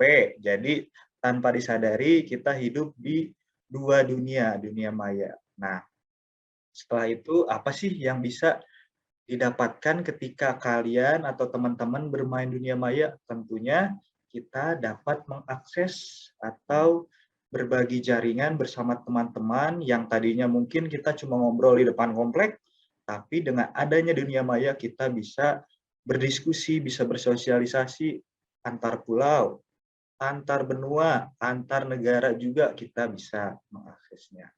Tapi hati-hati dalam bermain dunia maya. Kenapa? Karena di dunia maya ini pasti berkaitan dengan rekam jejak digital. Nah, ada apa sih dengan gambar yang saya tampilkan di papan? Nah, saya menganalogikannya adalah seseorang yang berjalan di atas lumpur. Kenapa? Karena dalam dunia nyata, ketika kita berjalan di lumpur ini, pasti meninggalkan jejak. Tapi jejaknya ini akan hilang tersendirinya oleh alam, dengan hujan atau dengan alam lainnya. Gitu. Tapi yang membedakan, ketika kita bermain di dunia maya, rekam jejak digital kita belum tentu hilang. Ya, maka kalian atau teman-teman atau khususnya sesuai tema kita hari ini, anak-anak yang ingin bermain dunia maya ini harus berwaspada. Gitu. Next. Nah, apabila kita menjelaskan mengenai dunia maya, tentunya kaitannya dengan produk digital. Produk digital apa aja sih yang mungkin mayoritas penggunanya banyak? Itu Twitter. Nah, teman-teman pasti udah tahu dong Twitter. Twitter ini mungkin ramenya itu di tahun 2011. Mungkin untuk sampai sekarang pun masih banyak peminatnya, karena khusus di produk digital ini, kita ini akan berbagi opini, berbagi sharing seputar tulisan-tulisan kita yang dibatasin. Tetapi untuk meninggalkan rekam jejak digital, perlu diwaspadai opini, argumen, atau mungkin pendapat kita terhadap orang lain itu harus kita filter sebelum kita menguploadnya. Nah, lalu yang kedua adalah Instagram. Siapa yang nggak tahu Instagram? Pasti semua punya produk digital ini. Karena produk digital ini tidak kita pungkiri untuk saat ini. Ketika kita berhadapan dengan pekerjaan atau kita ingin membuat sebuah bisnis, pasti yang dilihat adalah Instagramnya. Nah, maka dari itu Instagram bisa kita simbolkan sebagai CV online kita nih untuk di dunia maya, karena perusahaan atau rekan-rekan bisnis melihat kehidupan kita di dunia Instagram. Maka dari itu mulai kita posting motivasi atau mungkin yang ingin orang-orang lihat di kita di kehidupan nyata. Lalu Facebook. Nah, Facebook ini mungkin untuk mayoritas teman-teman yang bermain Facebook itu sudah dari dulu. Tapi untuk sekarang secara tidak langsung Facebook ini sudah beralih fungsi. Kenapa? Karena Facebook ini sudah mendukung dengan fitur-fitur bertransaksi bisnis. Contoh, saya membeli sebuah mobil itu dari Facebook, teman-teman. Nah, next ya. Lalu keempat ini ada produk digitalnya TikTok. Siapa yang nggak tahu TikTok kan untuk zaman sekarang nih yang lagi rame-rame banget. Nah, menurut data dan analis di tahun 2000 dan 2021, pendownload TikTok ini sangatlah banyak. Bahkan bisa dikatakan 200% di produk digital ini. Karena balik lagi ya, produk digital TikTok ini harus berhati-hati ketika ingin mengupload konten. Nah, makanya mulai dari sekarang kita mulai mengupdate konten itu yang memotivasi seseorang gitu. Lalu ada WA. Nah, WA ini untuk produk digital ini yang perlu kita waspadai dengan rekam jejak digital ini ketika kita chatan dengan teman-teman kita gitu. Maka berhati-hati ketika chat, tidak menggunakan kata-kata yang kasar gitu sekalipun di chat WhatsApp. Nah, terus rekam jejak digital itu tidak hanya chat, tetapi ada status WA-nya juga, teman-teman. Nah, yang terakhir adalah YouTube. Nah, platform ini sangat disenangi oleh mayoritas penggunanya, dan pengguna YouTube ini adalah pengguna sosial media nomor 1 di seluruh dunia karena berkaitannya dengan media entertain, media edukatif, dan informatif. Nah, banyak seseorang yang meninggalkan jejak digital di YouTube ini, ada yang positif dan maupun negatif. Kita lanjut, kita akan menyelesaikan materi mengenai YouTube ini dengan menyebutkan sebuah contoh. Nah, teman-teman ada yang tahu ini siapa? Kita tebak-tebakan gambar nih. Siapa tahu teman ada yang tahu. Ini berkaitannya dengan YouTube, teman-teman. Nah, yang tahu boleh kita chat di kolom chat untuk kita berdiskusi. Oke, lanjut aja ya. Nah, ada yang tahu? Nah, benar. Isyana Saraswati. Apa kaitannya produk digital YouTube tadi dengan Isyana Saraswati? Nah, Isyana Saraswati yang kita tahu adalah sebagai musisi. Dia ini meninggalkan rekam jejak positif di dunia YouTube. Kita bisa lihat di papan ini, yang kita buletin ini adalah tahun di mana pertama kali dia upload. Nah, Kak Isyana Saraswati ini mengunggah konten positif.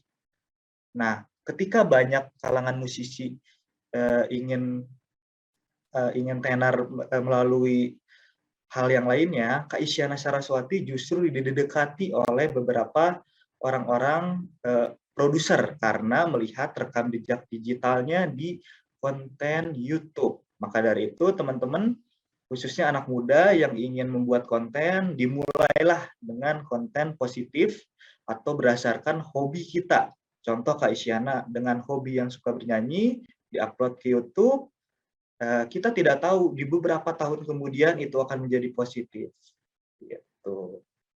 Next, untuk bermain rekam jejak digital yang baik, apa sih yang dibutuhin? Ada 3M. Apa nih? Coba 3M. Yang pertama adalah mengunggah konten dan komentar positif. Balik lagi dengan materi sebelumnya, siapa tahu teman-teman di sini ada yang bisa jadi Kak Isyana the next-nya ketika mengunggah konten sekarang. Nah, maka dari itu mulailah mengunggah konten positif dan melakukan komentar-komentar positif. Lalu yang kedua adalah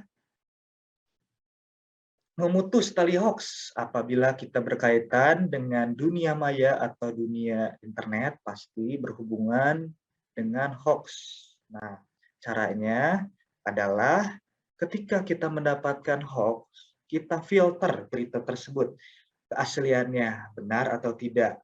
Karena kan zaman sekarang nih udah canggih nih, ketika kalian mendapat berita itu datanya masih ngawur, kita sesuaikan, kita buka internet, kita cari data dan fakta yang terjadi, gitu teman-teman. Apabila kita datanya bagus, bisa diterima, maka dapat disebut itu bukan hoax. Tapi kalau data tersebut ngawur, baiknya putus di kalian. Jangan memforward atau mengirim-ngirim pada orang. Gitu. Nah, yang ketiga adalah menjaga penyebaran data diri. Nah, karena lagi rame nih teman-teman, banyak sosial media yang mengunggah konten-konten pribadi. Kita sebutkan contohnya itu adalah KTP, di mana nomor NIK ini sangat privacy. Banyak kejadian, bahkan hari ini banyak platform KTP ini dipergunakan sebagai pinjaman online, sedangkan pemilik KTP-nya tidak mengetahui di pinjaman online tersebut. Maka dari itu mulai pintar-pintar mengunggah atau menyebarkan data diri. Itu teman-teman. Next, manfaat rekam jejak digital yang baik. Kita ada 3M lagi. Yang pertama adalah ketika kita bermain di dunia maya, tentunya kita harus menciptakan branding yang baik. Itu merupakan tingkat positif yang bakal kita jalankan di diri kita. Kenapa? Karena dengan menciptakannya branding akan memperluas koneksi. Ketika contoh saya sebagai pengusaha menciptakan branding, entrepreneur, menjalankan proses usaha dari dulu, jatuh bangunnya seperti apa hingga saat ini.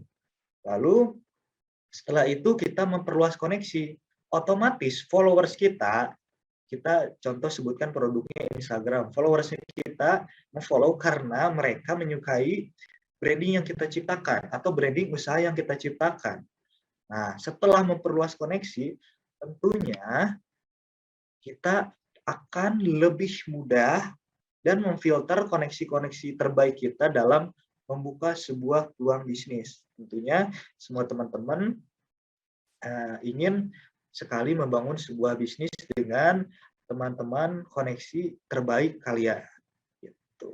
Nah, singkat terakhir dari saya akan tutup sebagai penutup kita hari ini, yaitu quotes dari Albert Einstein.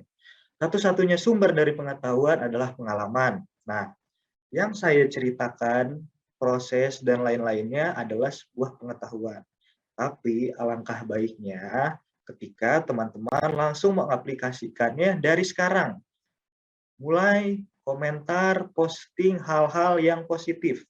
Karena rekam jejak digital akan menunggu di belakang kita. Siapa tahu rekam jejak digital ini akan bermanfaat ke depannya nanti.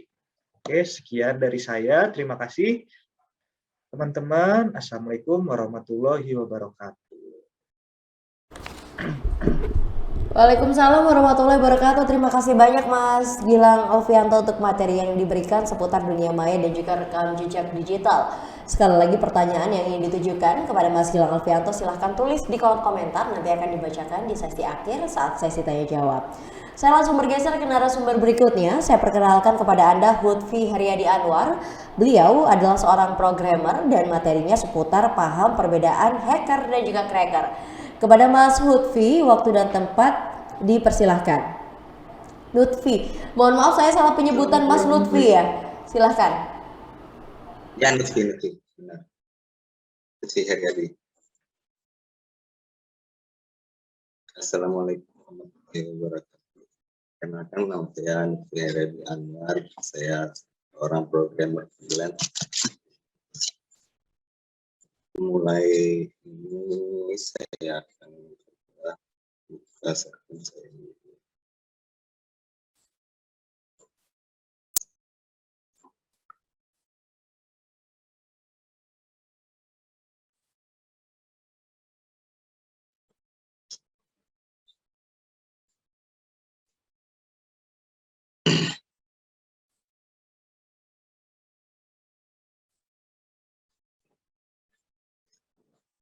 Perbedaan hacker dan cracker.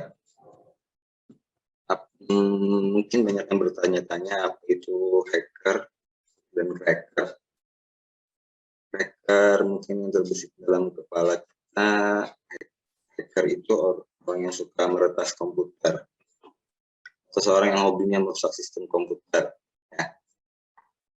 Secara garis besar, memang hacker adalah seorang yang hobinya mencari celah untuk menyusup dalam sebuah sistem komputer. Namun berbeda dengan cracker, justru meretas dan merusak sistem komputer dialah yang disebut dengan cracker. Itulah singkatnya perbedaan hacker dan cracker, tidak hanya sebatas perbedaannya gitu saja, tapi bisa kita bandingkan dulu dari berbagai sisi. Pertama, dari segi definisi, hacker adalah seorang yang memiliki kemampuan atau keahlian mengulik komputer dan jaringan komputer namun tidak merusaknya.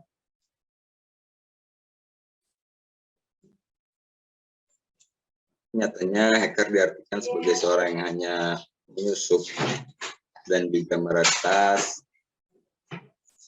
sebuah jaringan dan sistem, sehingga hacker cenderung dengan orang yang hanya penasaran untuk menyusup ke dalam sebuah sistem komputer. Menyatakan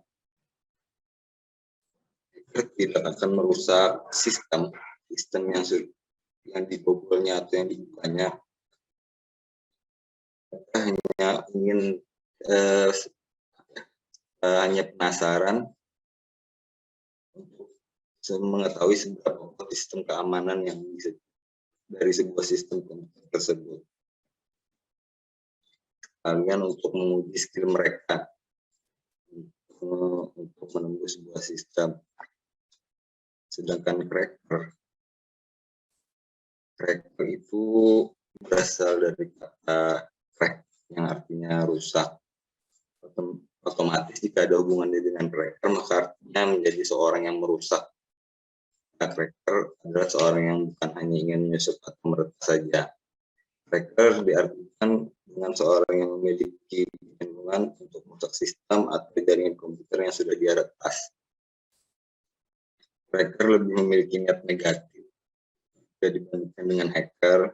Sekarang para cracker doyan untuk mencomot informasi rahasia yang penting untuk kepentingan dia pribadi yang mungkin dipergunakan untuk tindakan kriminal.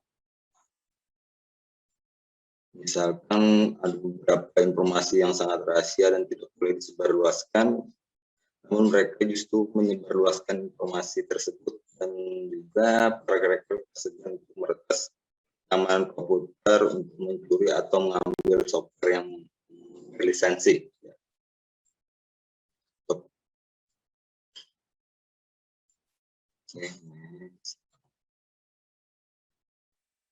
Pandangan terhadap hacker dan cracker.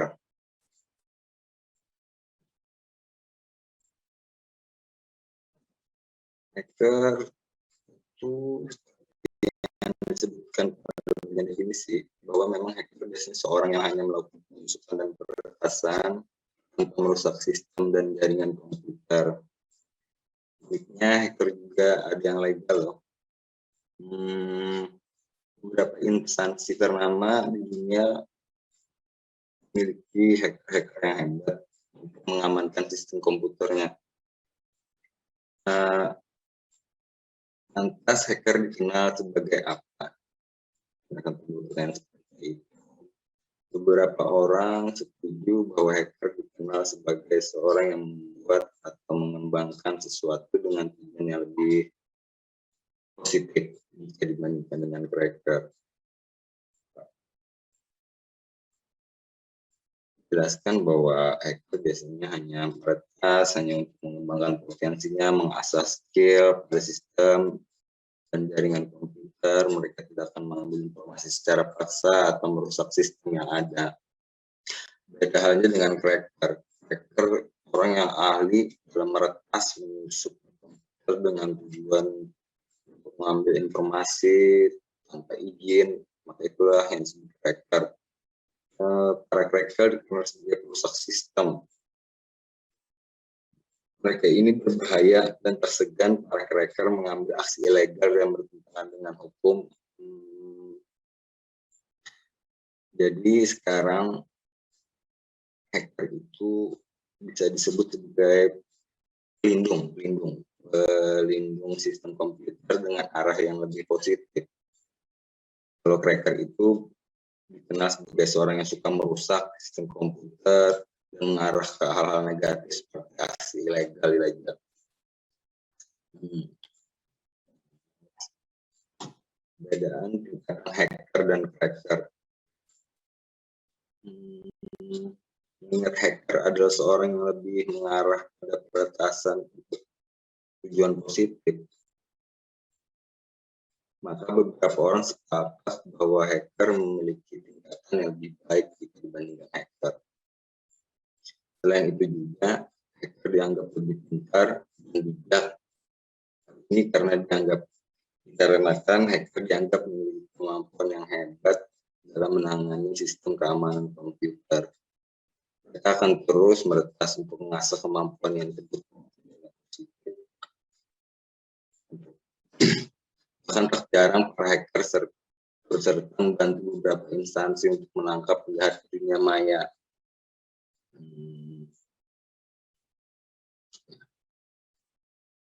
Berbeda halnya dengan cracker. Cracker dianggap memiliki tingkatan yang lebih rendah, terutama dari segi moral. Karena jika dibandingkan dengan hacker, mereka tak jarang memiliki kemampuan yang luar biasa dalam bidang sistem. Dalam bidang sistem komputer, namun sayangnya dimanfaatkan untuk hal-hal yang negatif. Hacker lebih suka merusak dan juga mengambil informasi atau software yang bukan wewenangnya, maka dari itu hacker dianggap memiliki tingkat yang lebih rendah dari hacker. Jika kita dipikir, beberapa hacker mampu menciptakan software dan kurs yang baru. Lebih berbahayanya lagi, mereka bisa membuat virus rusak sistem.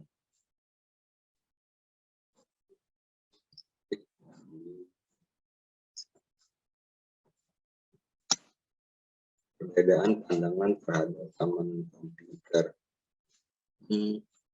Kalau dari segi hacker dinilai memiliki pandangan yang baik di hadapan suatu permasalahan mengenai keamanan komputer. Mereka cenderung mengembalikan sistem seperti semula dan tidak berusaha untuk merusaknya. Justru mereka meretas untuk memperbaiki sistem keamanan komputer yang rusak. Bahkan beberapa hacker juga akan diminta untuk menganalisis para cracker yang seringkali merusak sistem keamanan komputer. Jadi hacker ini akan meretas dari sistem yang korup atau rusak. Dan mereka juga akan meretas untuk mengasah kemampuannya dalam hacking komputer. Kalau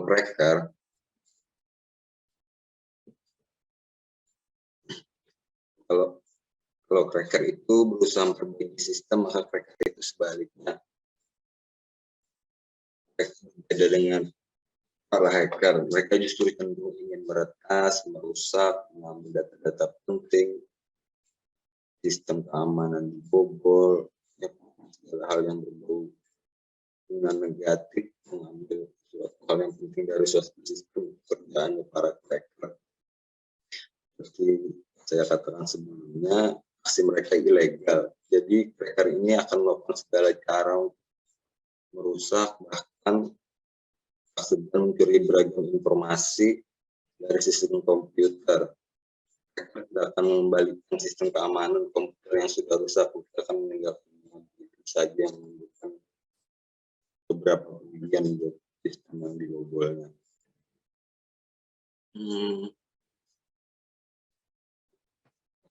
Pengetahuan tentang komputer itu bisa dikatakan akan selalu haus dalam pengetahuan mengenai komputer. Mereka akan selalu menjadi orang yang pertama dalam mempelajari hal baru mengenai bahasa komputer seperti C++, bahasa C, Java, HTML, dan lain-lainnya. Beberapa hacker senang mempelajari hal baru mengenai peretasan. mereka memiliki pikiran bahwa dengan mempelajari petasan yang baru, mereka bisa mengasah kemampuannya untuk mengamankan sistem komputer. Sedangkan para cracker, mereka lebih cenderung memiliki pikiran negatif, di mana mereka mempelajari hal baru untuk merusak sistem komputer. Sekali lagi, aksi cracker itu ilegal, sehingga cracker akan menghalalkan segala cara untuk meretas sistem komputer menjadi target para cracker.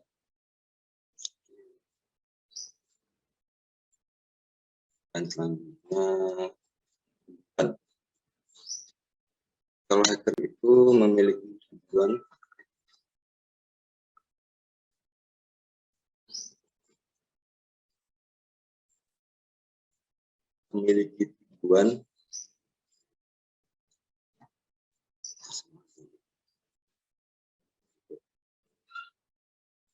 dari definisinya aja mungkin Anda sudah bisa menebak bahwa tujuan para hacker memang mengarah pada hal yang positif. Para hacker memiliki tujuan di mana mereka akan memperbaiki sistem komputer, jadi mereka akan meluruskan dan bahkan mengamankan dari hal-hal yang mungkin terjadi dalam sebuah sistem komputer.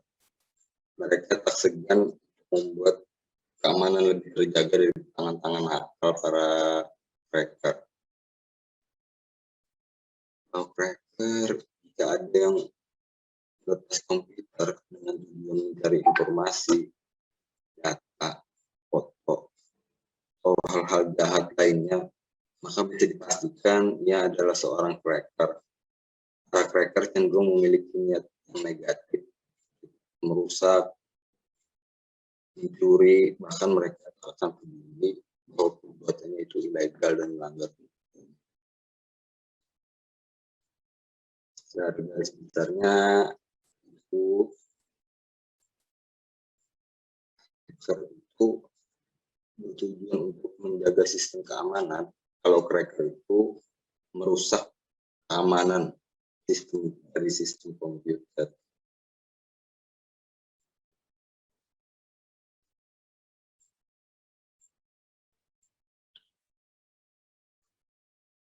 Dari sistem komputer. Terakhir,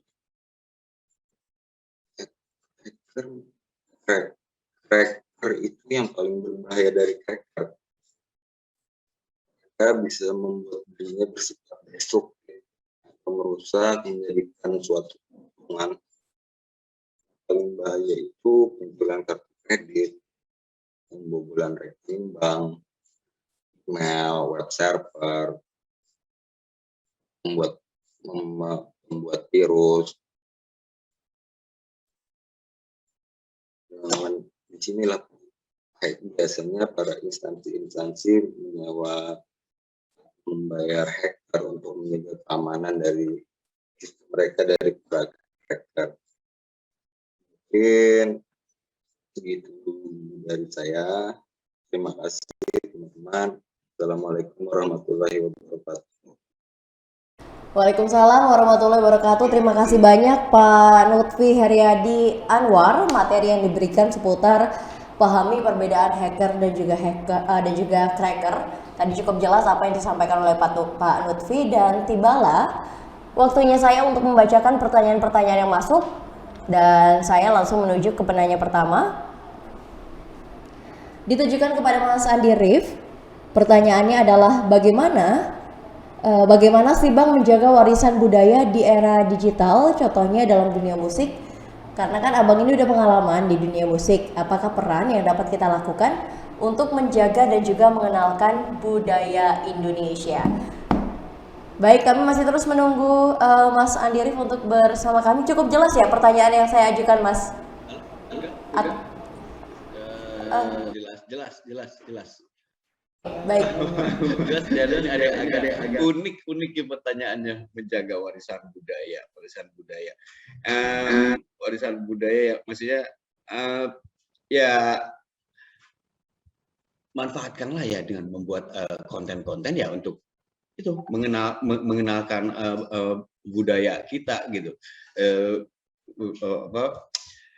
Bisa itu dalam budayanya budaya musik tradisional Indonesia, merawatnya seperti apa, atau budaya-budaya tempat-tempat bersejarah Indonesia dimanapun, ya dengan fasilitas sosial media, YouTube itu bahkan itu justru bisa buat kamu bisa bikin konten menarik untuk kamu berjalan-jalan ke tempat-tempat peninggalan bersejarah, atau mengenalkan budaya musik tradisional Indonesia, atau karya-karya tradisional Indonesia yang lainnya, dengan kalian membuat konten itu dan kalian upload di YouTube, itu sudah salah satu hal yang mudah untuk tetap menjaga warisan mengenalkan budaya Indonesia kepada dunia luar gitu. Itu mungkin yang saya tangkap sih itu ya, itunya merawat budaya Indonesia dengan sosial media, mungkin seperti itu ya. Mudahnya sih seperti itu aja gitu, yang mudahnya. Baik, terima kasih banyak Mas Andi Rif. Iya, cukup jelas tadi yang disampaikan oleh Mas Andi Rif. Sebenarnya cara menjaga warisan budaya itu cukup gampang. Cukup dengan misalkan kalian mempunyai konten tentang budaya, begitu upload di YouTube agar semua orang bisa melihat, dan juga kalau di YouTube itu kan juga bertahan lama di sana, bisa diulang-ulang jika memang ada yang mau melihat dan menyaksikan. Bahkan tidak hanya oleh masyarakat Indonesia itu sendiri, tapi seluruh dunia bisa melihat seperti apa warisan budaya itu. Terima kasih Mas Andi Rif untuk jawaban yang sangat menarik ini. Saya bergeser lagi ke penanya berikutnya, ditujukan kepada Gilang. Pertanyaannya adalah penanya atas nama Siti Rahma. Pertanyaannya adalah perkembangan platform media digital yang sangat pesat akhir-akhir ini dan pemberlakuan PPKM sehingga trafik penggunaan ruang-ruang digital meningkat sangat pesat. Tetapi yang menjadi masalah adalah perkembangan platform digital yang sangat pesat tidak dibarengi dengan literasi digital oleh penggunanya. Sehingga banyak bertebaran hoax, ujaran kebencian, lalu perundungan, dan bagaimana cara yang bijak agar tidak mudah terprovokasi oleh berita hoax, ujaran kebencian di ruang digital, dan bagaimana tips dan juga trik agar bisa tercipta etika digital yang baik di ruang digital. Cukup jelas Mas Gilang yang saya sampaikan? Yap, cukup jelas Mbak Aulia. Silahkan untuk dilanjutkan. Bisa lanjut aja langsung ya? Iya. Oke, untuk terkait pertanyaannya, karena sekarang ini zaman PPKM yang pastinya banyak atau mungkin mayoritas yang di rumah ini bermain sosial media. Perlu kita ketahui, untuk mengupload sebuah konten positif diperlukan butuhnya effort, di mana effort tersebut akan bermanfaat ke depannya nanti, yang sudah saya jelaskan.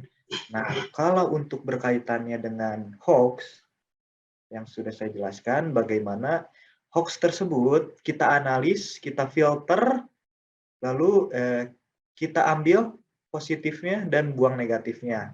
Kalau berita hoax, mungkin tidak kita sebarkan lagi. Cukup di kita, tidak kita sebarluaskan lagi. Nah, lalu caranya seperti apa komentar-komentar positif di dunia maya ini. Nah, banyak nih biasanya kan pemuda-pemuda sekarang ini berkomentar ini sangat menggebu-gebu gitu. Ingat, untuk menjadi seorang pemuda yang baik, untuk memberi saran itu adalah jadilah pemuda pencari solusi, bukan jadi pemuda yang hanya mencaci maki gitu. Terima kasih. Pertanyaannya tadi atas nama Siti ya. Oke. Siti Rahma. Lanjut. Iya, penanya atas nama Siti Rahma. Terima kasih banyak jawabannya Mas Gilang. Semoga cukup jelas begitu ya apa yang disampaikan oleh Mas Gilang. Lalu saya Madonna ditujukan kepada Mas Lutfi. Apakah ada perlindungan hukum bagi peretas yang beretika dan apa hal tersebut lebih banyak keuntungan dibandingkan dengan kerugian atau sebaliknya? Perlindungan hukumnya tergantung dari instansi mana yang menyewa mereka, yang memakai mereka atau yang bayar mereka. Kalau dibilang keuntungan, tentu saja banyak keuntungan, karena untuk menjaga sebuah sistem keamanan di sebuah perusahaan itu tentu akan dibayar dengan mahal karena mereka menjadi kebutuhan sistem dalam sebuah perusahaan tentu ya,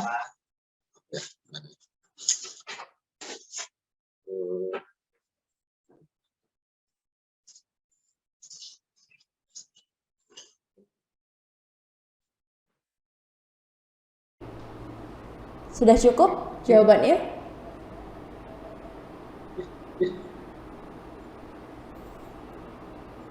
Baik, terima kasih banyak Mas Lutfi. Kami tidak bisa mengambil cukup jelas apa yang disampaikan oleh Mas Lutfi tadi, sepertinya ada kendala di sinyal. Tapi kalau kembali berbicara kita soal pertanyaannya adalah seputar apakah ada perlindungan hukum bagi peretas yang beretika dan apa hal tersebut lebih banyak keuntungan dibandingkan dengan kerugian atau sebaliknya. Kalau kita berbicara soal peretas yang beretika, mungkin ini adalah peretas-peretas yang dibawa naungan dari pemerintah Indonesia sendiri, yang dimana tujuan mereka melakukan aksi retas dan sebagainya adalah membuka aksi kriminalitas yang sering terjadi di internet, lalu beberapa tempat lainnya. Artinya para peretas ini memang adalah peretas yang bekerja untuk membongkar kejahatan-kejahatan yang ada di Indonesia. Mungkin ini yang disebut dengan peretas beretika ya. Jadi mereka sudah pasti mereka dilindungi hukum dan tentu saja dilindungi juga oleh negara. Terima kasih penanya atas nama Ayu Rahmadona. Saya mencoba menjawab apa yang disampaikan oleh Mas Lutfi.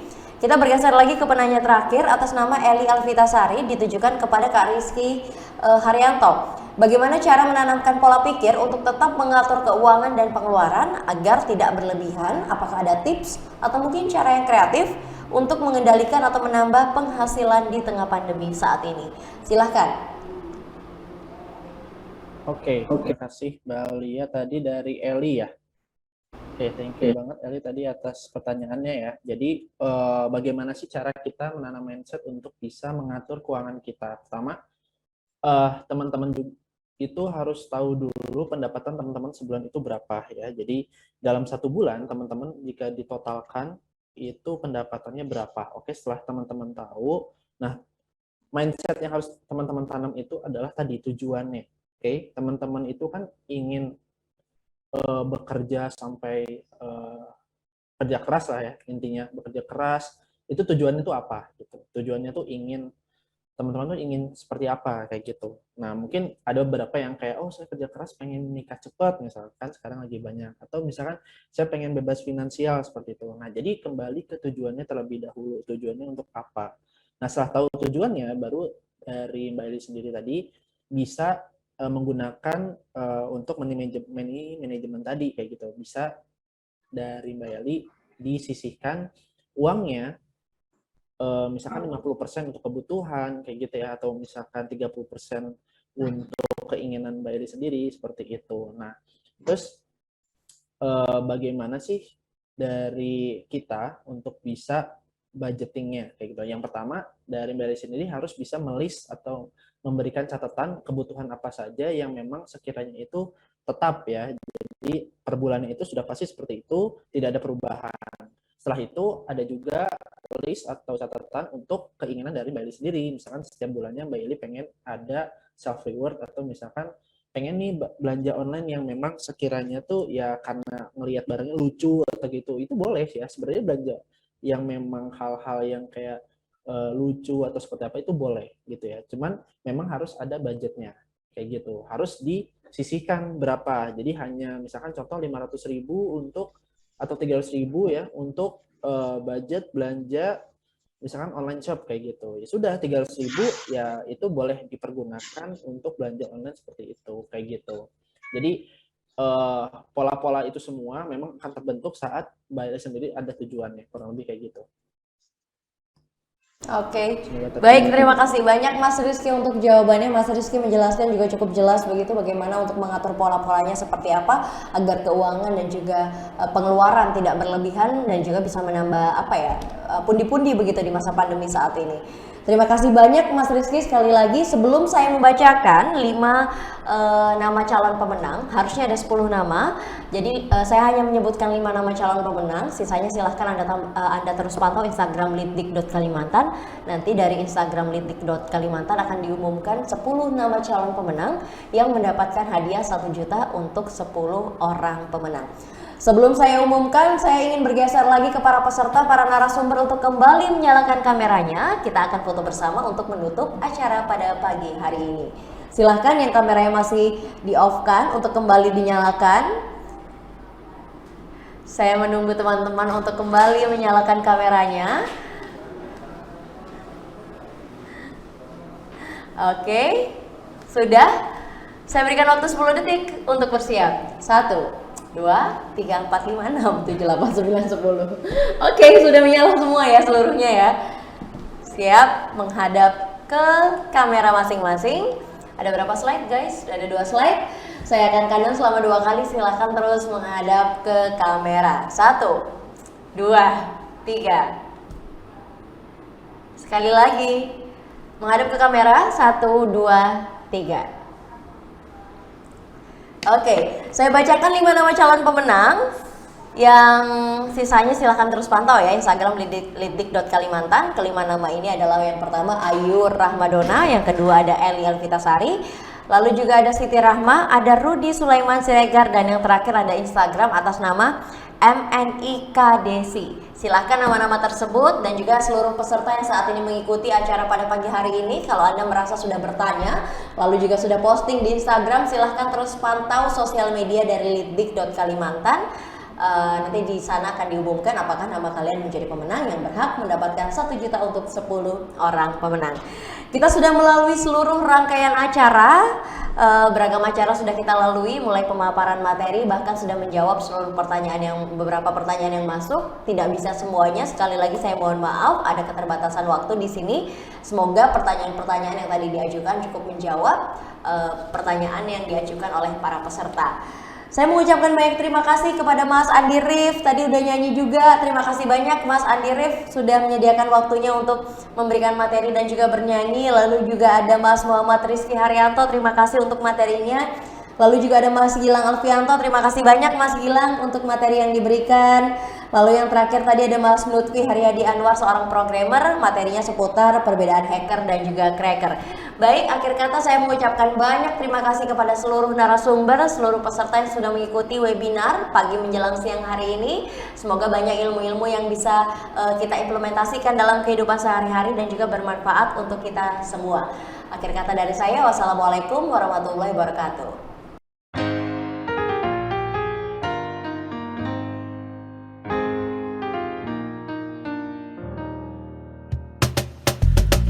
Tolong aku melolong, baca sosmed bikin aku bengong. Banyak berita isinya bohong, bikin orang jadi saling menggonggong. Seperti ada niat sebar kebencian, tanpa peduli akan ada kerugian. Seperti dapat munculnya permusuhan, karena tertipu jadi curigaan. Gue pernah baca hoax di sosmed, yang jadi merugikan tukang trompet. Katanya trompet bisa bikin kanker, trompet sih cuma bisa bikin bibir doer. Sylvester Stallone dibilang mati, Brad Pitt juga dibilang mati, Mr. Bean, Jackie Chan juga dibilang mati. Seneng banget doain orang mati. Harusnya ada etikanya bermain sosial media. Tak bisa asal mengirim tanpa dipikirin, bisa fatal akibatnya. Bersihkanlah udara kita dari kebencian. Sebarkan saja cintamu untuk Indonesia. Wahai kepada pengguna sosmed, mari bersatu sampai lengket. Jagalah persatuan, jangan lobet. Hati-hati banyak tukang copet. Hey, jangan sampai salah posting, bisa bikin orang jadi pusing. Cek dulu itu penting, jangan jadi cepat terpancing. Gue pernah takut salah minum, karena bahaya buat tulang sumsum. Hampir semua merek disebutkan, gara-gara itu gue kehausan. Gue tertipu isu PKI, katanya jutaan sudah dipersenjatai. Akibatnya gue keluar biaya, bikin persembunyian bawah tanah. Harusnya ada etikanya bermain sosial media. Tak bisa asal mengirim tanpa dipikirin bisa fatal akibatnya. Bersihkanlah udara kita dari kebencian, sebarkan saja cintamu untuk Indonesia. Bersihkanlah udara kita dari kebencian, sebarkan saja cintamu untuk Indonesia. Bersihkanlah udara kita dari kebencian, sebarkan saja cintamu untuk Indonesia.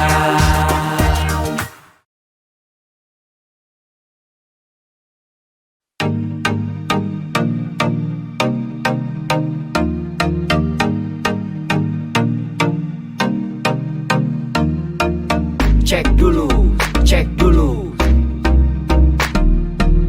cek dulu, cek dulu. Yo, kini saatnya kita harus tambah pintar. Jangan jadi orang yang mudah sebar-sebar, karena belum tentu itu berita benar. Kalau nggak ngerti, ayo belajar.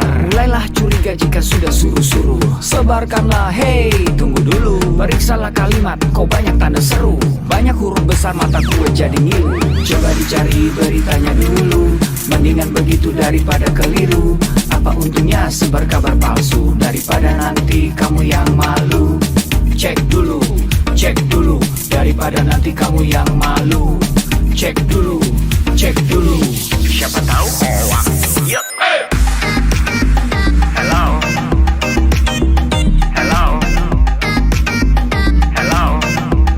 Siapa tahu hoax. Yup. Hello.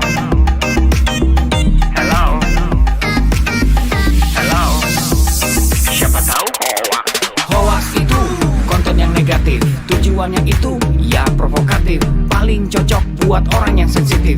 Kalau ke gue ya gak efektif, tapi semua suka yang positif. Misalnya video yang inspiratif, meme yang lucu, itu juga sip. Positif, kreatif, dan produktif. Coba dicari beritanya dulu, mendingan begitu daripada keliru. Apa untungnya sebar kabar palsu, daripada nanti kamu yang malu. Cek dulu, daripada nanti kamu yang malu. Cek dulu, siapa tahu hoax. Yup.